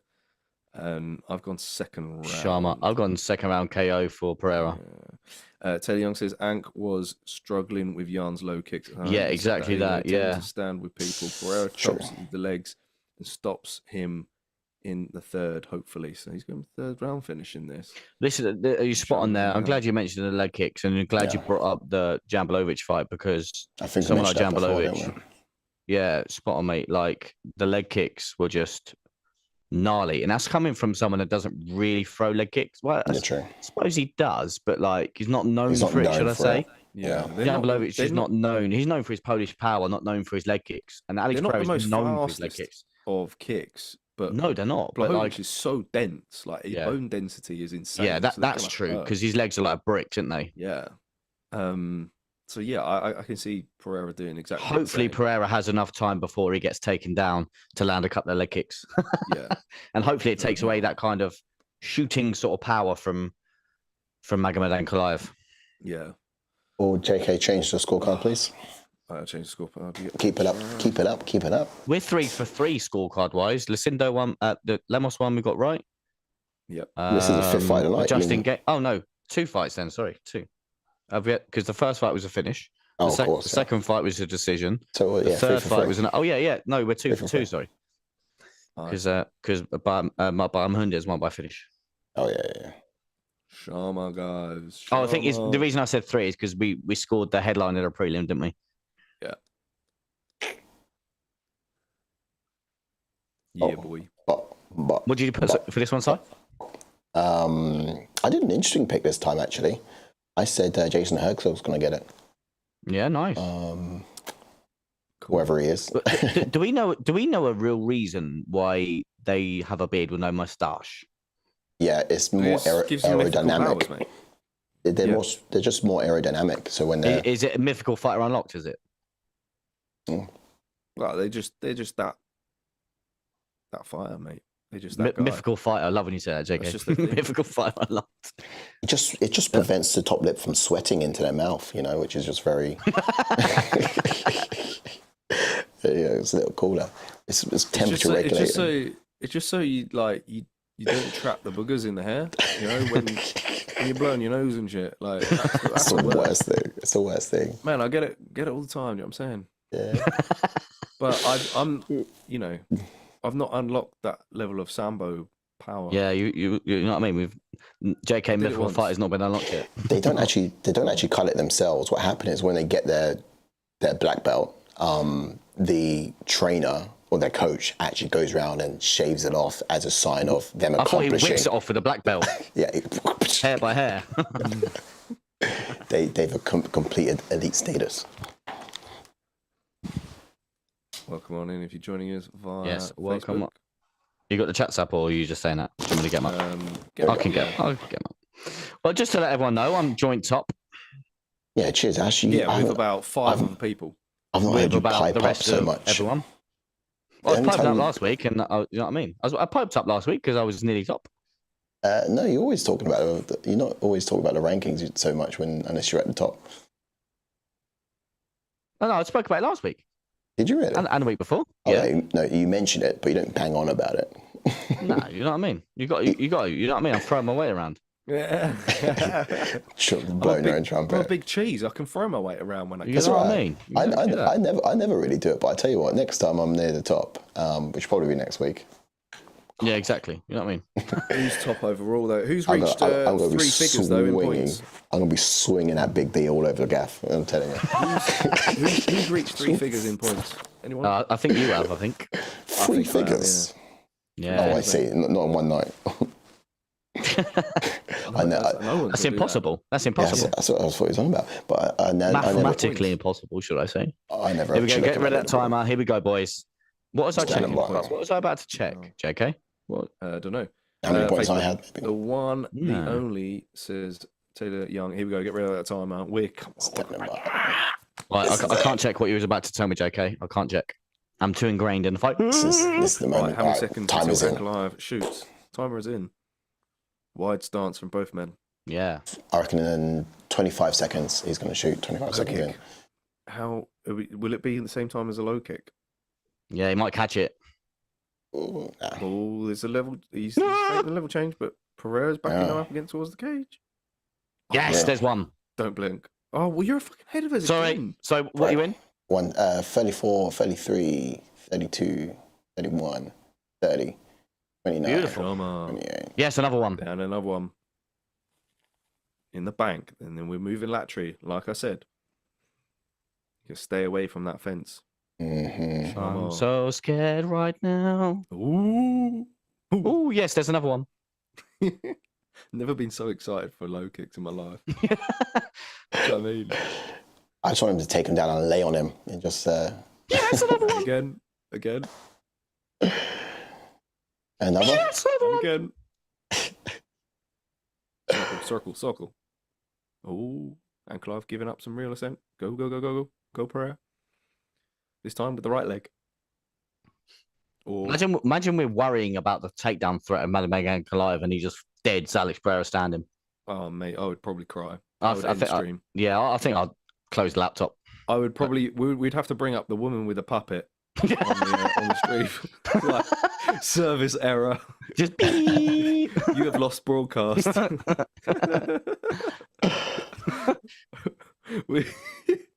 Ash, we need to take a picture of that. Well, I think we joked about it. Like, Oh no, yeah. ages I think ago, I've actually still got that thing. Do you know, with the different colours, like the beep? I think I've got Yeah. that saved somewhere.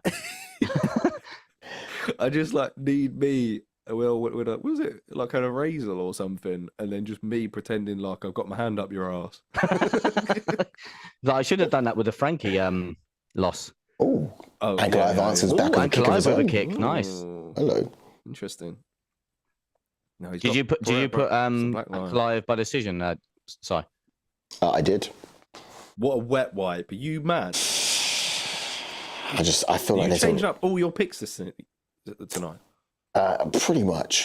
pretty much. Was it you? Yeah, it's underdog as well, isn't he? Yeah. It's not a massive underdog, but I just feel like, even in the people's picks, I did say, I didn't actually pick in the people's picks on Breakdown show. the breakdown show. I didn't pick in the breakdown show. I didn't pick this in the breakdown show. I left it open, to be fair. But I did How patient. allude to whether I was going to go for Ankalaev, largely because I think there's a reason why they put this fight off for so long. They're just, Ankalaev's dangerous. He is, but he's not shot in for a takedown yet. He's trying to strike So with scared. Which Pereira. is Man's no wise. confident in his striking. I think Ankalaev might try and time a straight left when Pereira goes for that lead left kick to the leg. You got to find a way of using that Oh, against Pereira, yeah. So how would you? Oh, Ooh, High went kick. high that time did Pereira. Blocked though. Yeah, so it hurt them arms, so he can't go for a takedown. Holy moly! Wow. He had a few kicks there from Pereira. Now Circle, get out, get circle. circle. Couldn't get my words out. I'm so nervous. Circle. Yeah, Pereira's rotating the right way around. It was good, but that... Shama. That's it. Stomp on that knee. Do you know what? Even though Ankalaev is defending those leg kicks, it still takes some out of you. Do you know what I mean? His hands up, he's absorbing the power, the impact has been absorbed by the arm, but it does somewhat take some out of the arms. Very patient here from Pereira. Yeah, it is. We went to the body then. Oh, we could have caught him in that right hand because he was off balance. That would have deaded him. No, I don't know. I think it'd take a few more from Ankalaev. Now, if you're off balance, though, low kicks. Let's be honest, there's only one man that can knock Pereira out. It's true, though. It's true. I can't say anything. Oh, good leg kick. Well, He's going for it. He shot. Yeah, but not at light heavyweight, though. He shot in. He's defended it well. The hands are not together now. Well done, Pereira. It's good. It's good. Defense, early doors. Of course. I think if he defends this, I think it's a Pereira round. Look at the size of Alex's hands. Underhooks. I think that's a Pereira round for me. No bias, D. We landed the better strikes. I'd agree. Strikes and yeah. I'd have to agree. Comfortable. 10-9. We're just getting loose. I actually think that should be a 10-8 because he didn't get taken down. What do you reckon? Now that's biased, D. No, unbiased. Unbiased opinion, you know what I mean? There ain't nothing unbiased about it, mate. Okay. That was such a tentative and nervy round, though, to be honest, wasn't it? Yeah. Thoughts on that first round, guys, in the chats? If DC mentions the redness on the leg again, I'm gonna. Oh, did he? Oh, Shango. well, is that what they've been saying? Probably just talking about the low kicks. Was that all? Relax, Pereira. Relax. I mean, let me get that towel on you. Let me get that towel on you, mate. Relax. Come on. Ankalaev is the paciest dude in there, so it's gonna be red. Taylor Young says round one Pereira. He isn't struggling to land the leg kicks. I mean, yeah, that's basically the story of round one, first round. They're just tagging all throughout that inactivity. I think Ankalaev tried to get the takedown at the end of the round to maybe try and secure it because not much happened from his side, if you know what I mean. Yeah. It was probably maybe a desperate move. It looks like he's coming charging in here for a takedown straight away, I think. He is. Oh my God. Be wise and get on his bike. Oh my God. Aggressive start from Ankalaev here. Interesting. Getting off shot there, though. Is that a slip? Low kicks from Pereira. He's not the only one that slipped in this octagon. What's going on? Have they got ice on the mat or something? What's going on? Yeah, this is a slip. Could have cost him his championship. Isn't it? It's an ice rink. I think you need a circle, mate, please. Mate. He is circling. There we go. Practically getting dizzy in there. Ooh. Nice knee, but... Right, can someone wipe this mat, please? Who slipped? I thought Pereira slipped, or was he just off balance then? I didn't see it. I don't know. I didn't see a second one.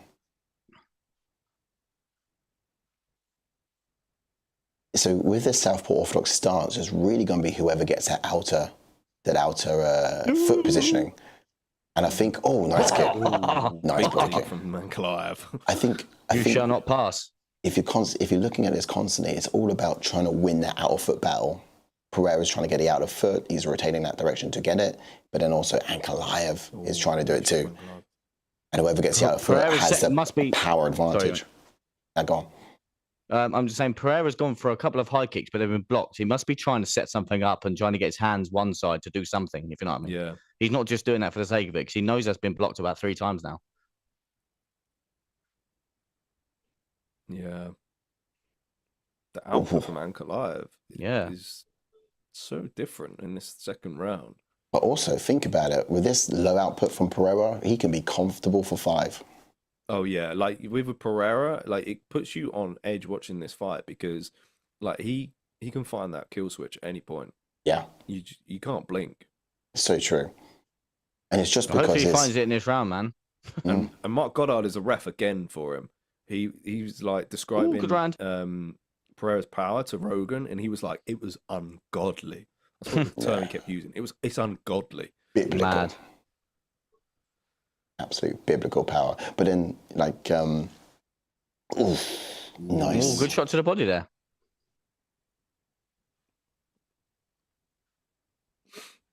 But also with Pereira, what he does with his presence and that people know of his power is he just warrants respect from the get-go. And that gives him so much time to just calculate his shots. So he kind of has that on his shoulder coming into fights before he's even thrown at anything else. His reputation precedes him quite literally. Man's got aura, mate. Man's got aura. That's the word right there. Oh, went high then, but blocked. Oh, nice from Ankalaev. Fast 1-2. That was rapid. Oh, he's Do you want to get too excited with someone like Pereira? No, trust me. This is where it's dangerous. This is where he's most dangerous. There, right there. But then that's it. It's like, do you remember when Charles Oliveira, right, was always winning fights? It's because when he went down to the ground, people afforded him the time to get back up because they were too afraid to go down there with him. That same way. Oh my God. In that same way, Pereira. Oh my Lord. Ooh, steady. Simmer down, man. Ankalaev's winning. He's winning the striking exchanges. But yeah, in the same way, Pereira kind of affords that kind of reputation when things get a bit dicey. So you kind of have to just bench your fear if you want to do well against people like this. But then also, fear can keep you safe. Yeah. Yeah. Pereira's coming forwards. He is. Ooh. I think Ankalaev's winning this round, you know? Yeah, I'm giving so far, yeah. But, that being said, I do think, Pereira's not really wearing much damage. So he's not. Still good for later rounds. I mean, Pereira gave up rounds against Roundtree earlier. Yeah, he did. You're right. And but at least he won the first round, if you know what I mean. So, because he also, it was at altitude. Like he knew that Roundtree was going to fade at altitude. Of course. Oh, 1 for 1 there. Big right hand from... Oh, Ankalaev throwing it on again. He's got to get it out of foot. Pereira can just step back, step left, and land over the top, largely because he can find that out of foot positioning.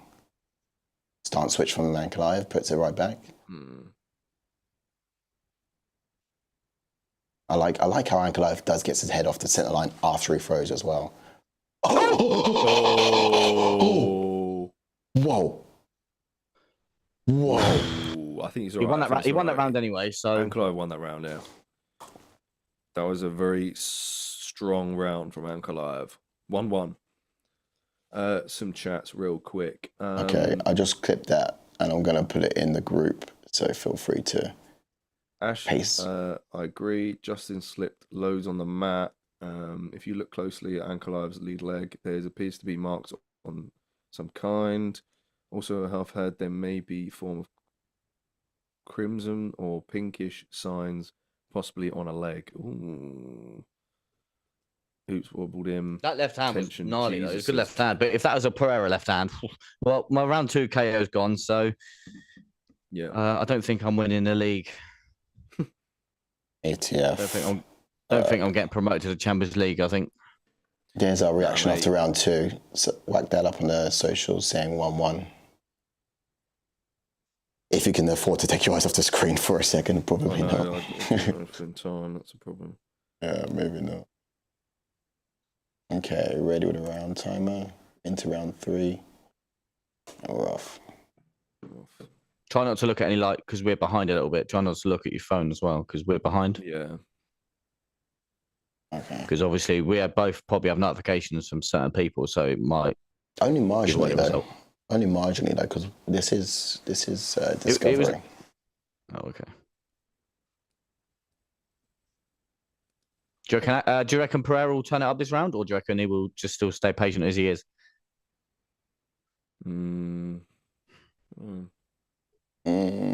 I think, yeah. I mean, he can still cruise what he's got.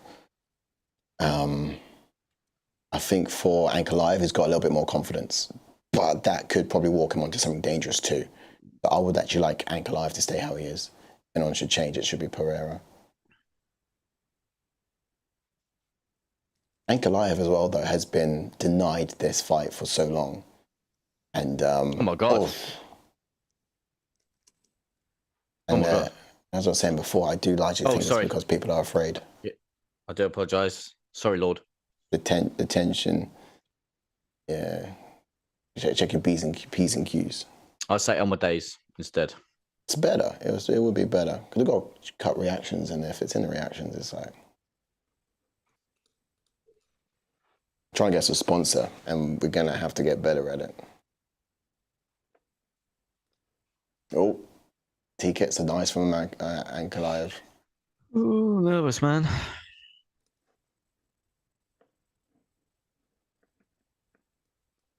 Oh, nice. I like that. Stance switch in the combination. That's actually something that Pereira... Is Pereira froze? Ooh. Hard leg kick from Pereira. That's the very move I've seen Pereira throw before. Lifts that knee up and then drops in another stance and then throws those hooks.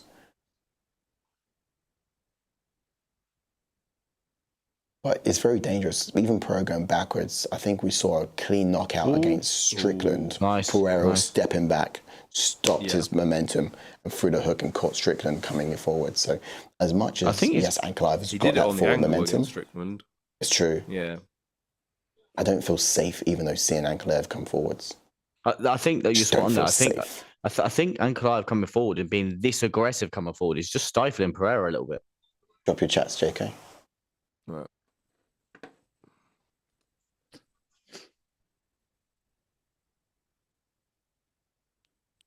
Let's give it a double tap. It's still there. Is it still there? There it is. Left cross misses. Come on, Pereira. You know, I saw that same thing as well. It's almost like I recognize that was a key weapon. Spent. No dividends returned. Nice. Ooh. Oh, nice knee. Big knee. Beautiful knee. Alive. And this is... Oh, Pereira, that's beautiful. That was great. The way you got out of that was good. Oh. Straight run too. Oh, Pereira goes for a trip. Oh, that was close. That was so close. I think Ankalaev's getting a little bit too brazy. Oh, yeah. See, like you can't forget of the key do not effing do's with Pereira, and sometimes it's easy to kind of forget. But we've seen in previous fights, Ankalaev's got pretty good defense. He does. Striking defense. Well, I think the best form of defense is offense, and I think that's what he's doing at the moment. Is just being that active and that far, and that forward thinking. It's just then it's up to Pereira. Just exactly, it's up to Pereira to find a response because he's not giving him time to sort of reset at the moment. And we know if you give Pereira time, it's not good. Yeah, and he's not giving him time to reset. He's not giving him time to reset. One thing I heard in the week is that as the fight goes along, Ankalaev nice right hand. Might be better as the fight draws long. Come on, Pereira, land something big, because otherwise you're losing 2-1. Still early doors, though, innit? And that's the thing about Pereira. He just needs one, and he can outdo you with one hand.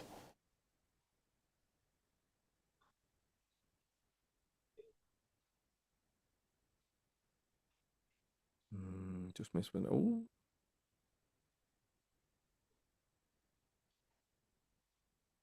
Striking is in favor. Striking numbers in Pereira's favour.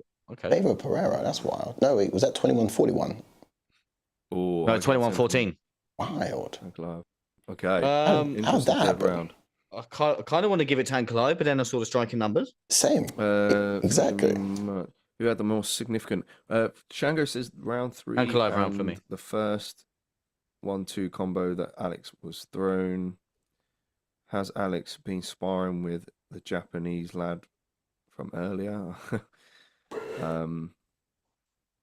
Whoever has the control pad for Alex, their striking buttons ain't working.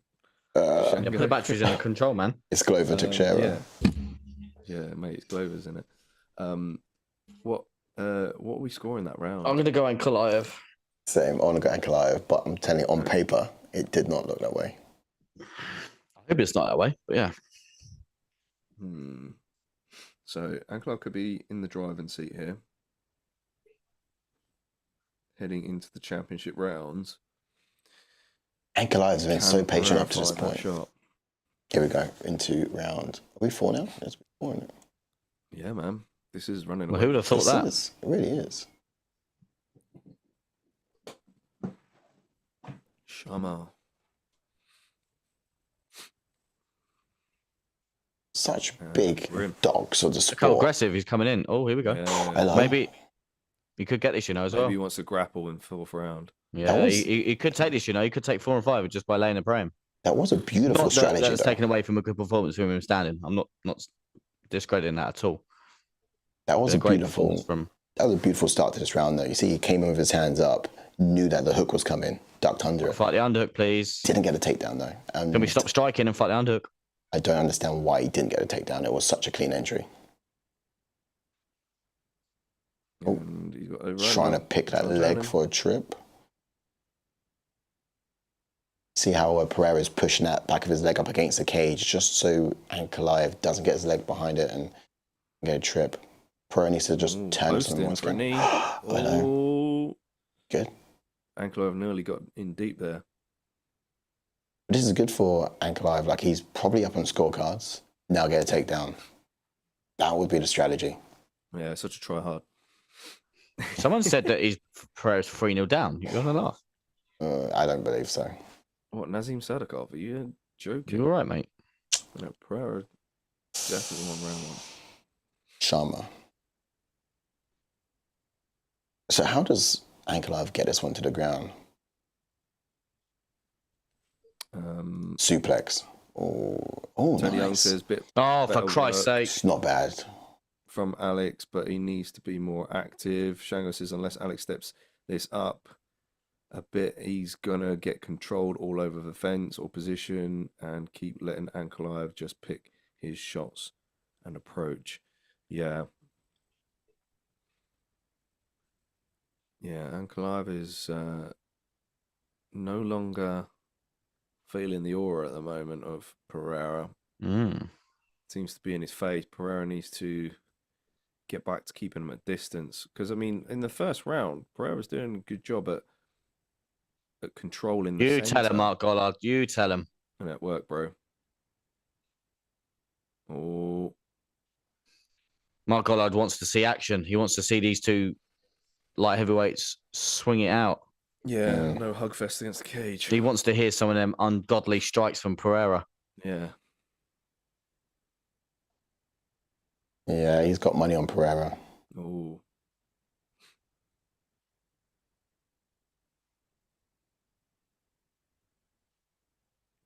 Ankalaev trying to rough him up against the cage still. Yeah, yeah. He's asking, oh, come on, And Mark. a break. Good, nice one, Mark. Good job. Good job, mate. I'll give you the 10 later. Get a life. Get a life. Oh, this is what happens. Right, as soon as you get Pereira. interference. You don't like Mark Gollard, do you? Because of the easy finish. Yeah, I mean, I've watched that back. It probably was right. But otherwise, aside from that, there's also other times where he's done Izzy dirty as well, to be fair. Not just that one time, which was controversial. But watch this now. Pereira gets a finish because of the ref interference. And it's just going to be unfair. Just like last time. Like every other time. I hope so. The backlash will make me horny. Exactly that. Big swing and a miss from Ankalaev. And a good teep kick from Ankalaev there. Pereira needs to drop him, otherwise we got a new champ. I actually do feel like Ankalaev. I've not changed the champs scene in the rankings card in a while, so it's probably about time. And aside from that, Ankalaev is doing most of the work here, it seems. Trying to get a takedown. Alex looks shattered, says Taylor Young. He done. Alex, low hands, now gassing, says Shango. I think Doesn't look Pereira. like the usual Alex. I understand Ank is a dangerous guy, but he needs to do something. Needs to get down, yeah. Give him a pedigree. Give him a pedigree. There you go. Good defense. Great defense from Pereira, to be fair. You should have pedigreed him, man. Yeah. That's a real nothing. Great head work. Well, I watched the first ever Elimination Chamber match earlier. Did you? Yeah, mate. Was rolling back the years. Survivor Series 2002. Oof. Wait, what happens now then? I think this could be. This could be around to Ankalaev, in all honesty. Well, of course it is. To the body. Which then means that we have to have a finish from Pereira. Yeah, exactly that.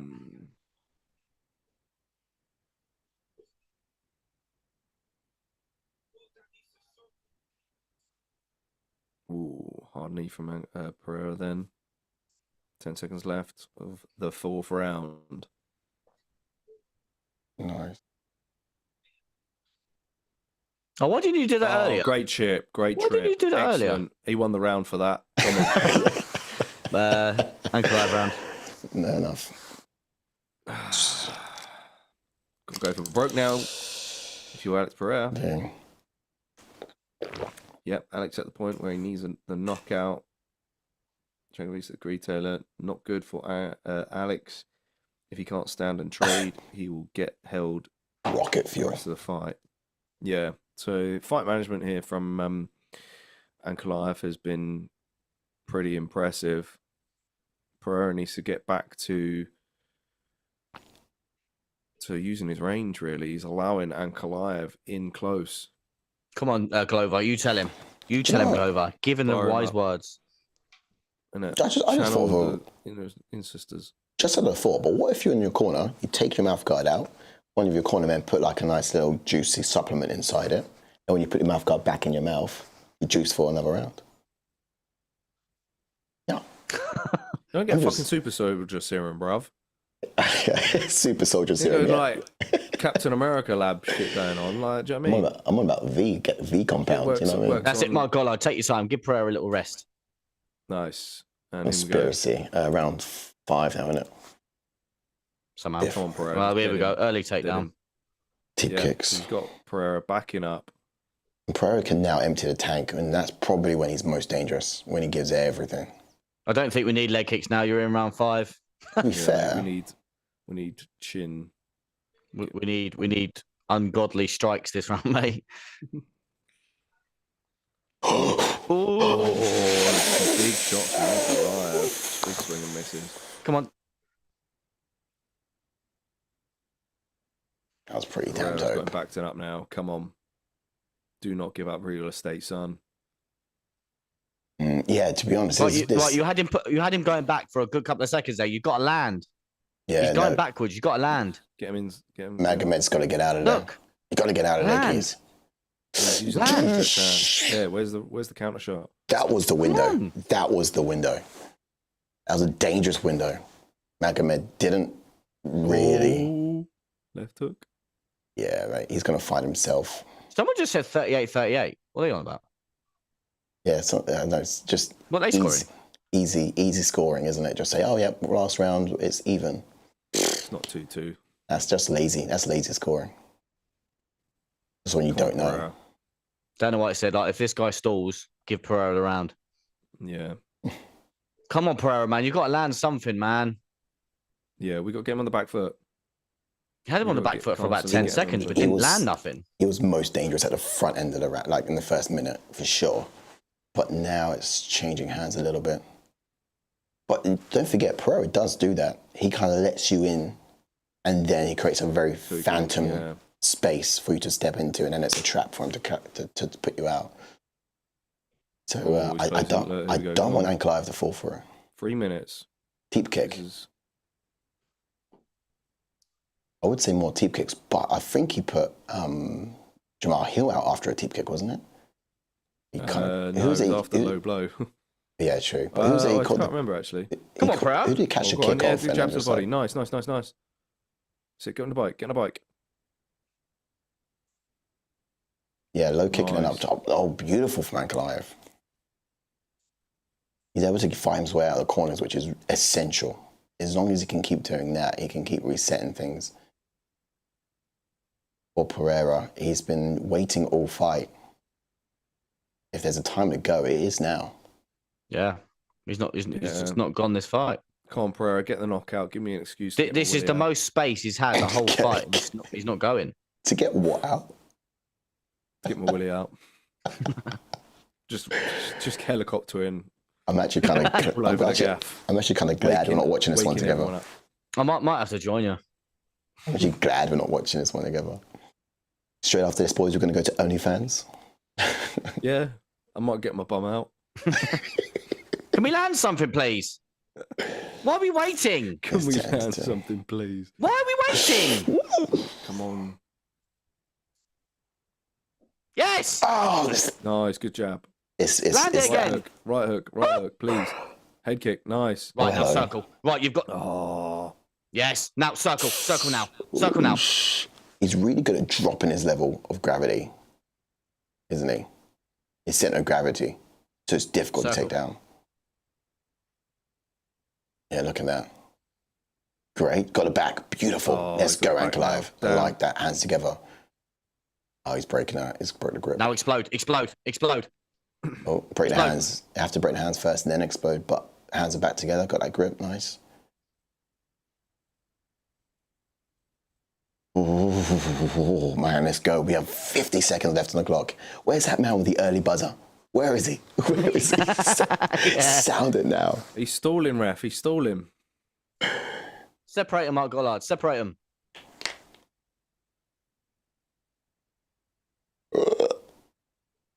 Go on, might as well just get a takedown. Good defense. Might as well get a takedown. 30 seconds left. Imagine if Pereira just turns and sparks the guy. Oh, I feel sick. I would actually be sick. The will come out. I will be sick. Bulldog choke him. Can't do a Paul Craig. No, don't do that. Don't do that. Paul Craig is literally just rubbing his hands together thinking, I cannot wait to say I'm the only guy to have ever stopped this champion. I don't think Paul Craig gives a shit. There we go. You know what I mean? I don't think Paul Craig cares, mate. I don't think he does. I give Pereira that round, though. Until you see him down the pub later on bragging about it. I give Pereira that round. I'll give Pereira that round, yeah. But that's the 5th round, isn't it? Yeah. It's So not it's enough. 3-2 Ankalaev. Yeah, it's not enough. Unless they just call it a draw, you know what I mean? We I got tell you 2, the 3, truth, and though. 4 to Ankalaev. I actually would give Ankalaev that 5th round too. No, shut up. He did nothing. Ankalaev. I think He he didn't do had. Yeah, but He then held what did him Pereira against do? He the didn't strike. He didn't. At least he didn't strike that round at all. And Pereira. Look at Pereira that. You see that? round. You watching the Yeah, but highlights? these are doing. Yeah, That wasn't round this is not 5. this Though. round. This is the whole fight. You Oh, this is from the whole complex. fight, is it? I thought no, I actually thought he had more strikes in that round as well. Still, They did actually have the striking numbers up. I totally missed what the numbers were. No, I think the amount of strikes edged to Pereira. What round did Ankalaev drop thingy? Round 2. I think he wobbled him in round 2. Yeah, because Tony says so give it 3-2, Alex. Shango says Alex doesn't deserve the decision. Very strange showing that Alex here. I hope. Why is the coach drinking his water? You need some water? You've been fighting? yes, You've been fighting? That tiring? Is it? Yeah. coach is tired watching it. He's only just broke his fast. Why is Pereira doing that, man? I don't think it's. Hopefully we have some of the Paddy Pimlet judges and just give it to Pereira. Please have some Pereira have some Paddy Pimlet judging. Yeah, They're taking a while, so you never know. it is actually a little bit nervous. It shouldn't be this long. It's literally Ankalaev 3-2. If so, Either way, we're getting a rematch. yeah, agreed. Yeah, I think you're right. Yeah. But I think a lot of people put KO, so I think there'll be I don't think anyone in this league put a decision for Pereira. If it was a decision, people would have put Ankalaev decision. Oh, sorry, Ankalaev decision. sorry. Yeah. Oh, here we go. Official decision. Quiet in the audience. I feel sick.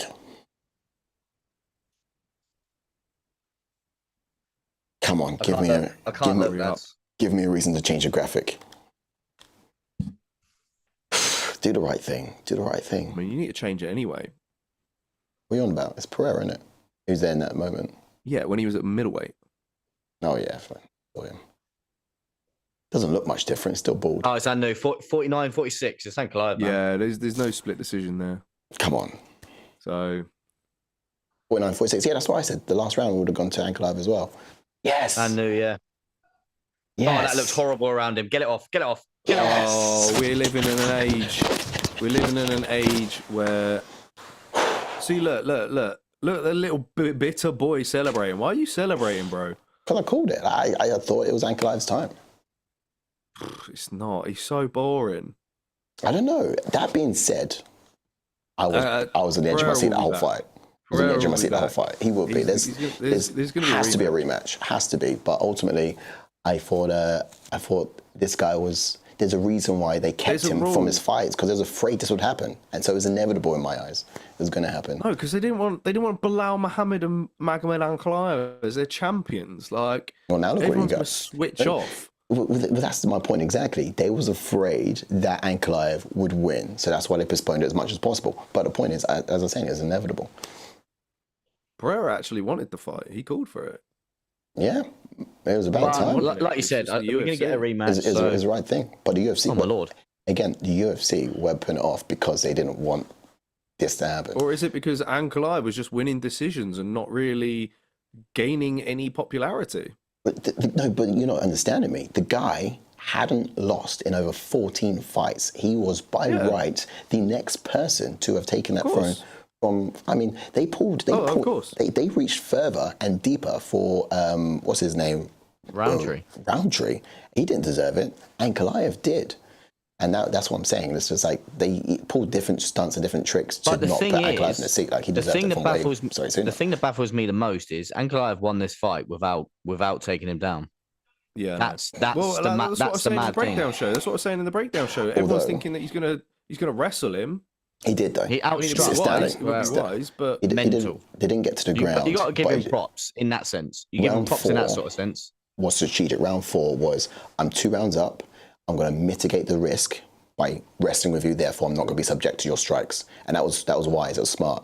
He wrestled him. He didn't get him to the ground, but still in those close exchanges, it was the safest place to be to secure another round, tire down Pereira. But that's what I mean. You just need to stifle this guy. You need to get in his face and not let Alex set up his strikes. And that's what Magomed Ankalaev done. He just got in his face, did outstrike him, but you know. Yeah. To be fair, what also delayed Ankalaev, I mean, it wasn't just the draw to Jan Blachowicz, but it was also the no contest against Johnny Walker. I just wish he was back immediately as well. Yeah, true. You know, the knockout against Johnny Walker was pretty impressive. I was surprised that they then gave him Rakic and not the title fight. But in my personal opinion, Ankalaev hasn't really been beaten for well over 15, 16 fights. Yes, he lost to Paul Craig, but that was right in the final fight, 10 seconds of a fight he was dominating until. So it still, for me, tells me that he was the better fighter. He just got unlucky. Do you know what I mean? So I felt Jan Blachowicz beat him. Yeah, okay. Then there's Jan Blachowicz beat him in that fight. I don't care. Actually, yeah. And then, I mean, that's the only other controversial one, to be fair. And he didn't lose that fight. He was doing a better performance towards Paul Craig and just got unlucky. But outside of that, the guy's just been an unstoppable force from inception, is my point. And he's just been given the backseat for this fight for a while because everyone's afraid. Shango says, correct result. Alex didn't look right. Yeah, it was a good start, I felt. I wonder what went wrong there after round 2 and just dealing with Ankalaev's pressure. He was frozen like Elsa. Well, shit. Right. Shango V says, Sai is fond of a fence hug, champ. There you go. Yeah, I'm coming now. So we have Ant and Bilal as champs. The crowd go mild. You say fence hug. Prelims. He only fence hugged for 2 rounds, if that. Most of the fight was standing. We got to give props to Ankalaev. Like I said, he got in Pereira's face, which is what you need to do. You can't let Alex set up his strikes. But I need to wrap this up because my old man wants to come in. Of course. But for the leaderboard wise, we've got Alberto AF is the winner of this week's with 14 points. Congratulations. And we've got the Weld in at number 2, Harris, Dog Nuts, Sean MMA, myself, Justin MMA. I mentioned Harris tonight all in at number 2. And then number 3, we've got Leslie, Nadir, and then there's not much going on. Oh no, Shango, a notable mention at number 5.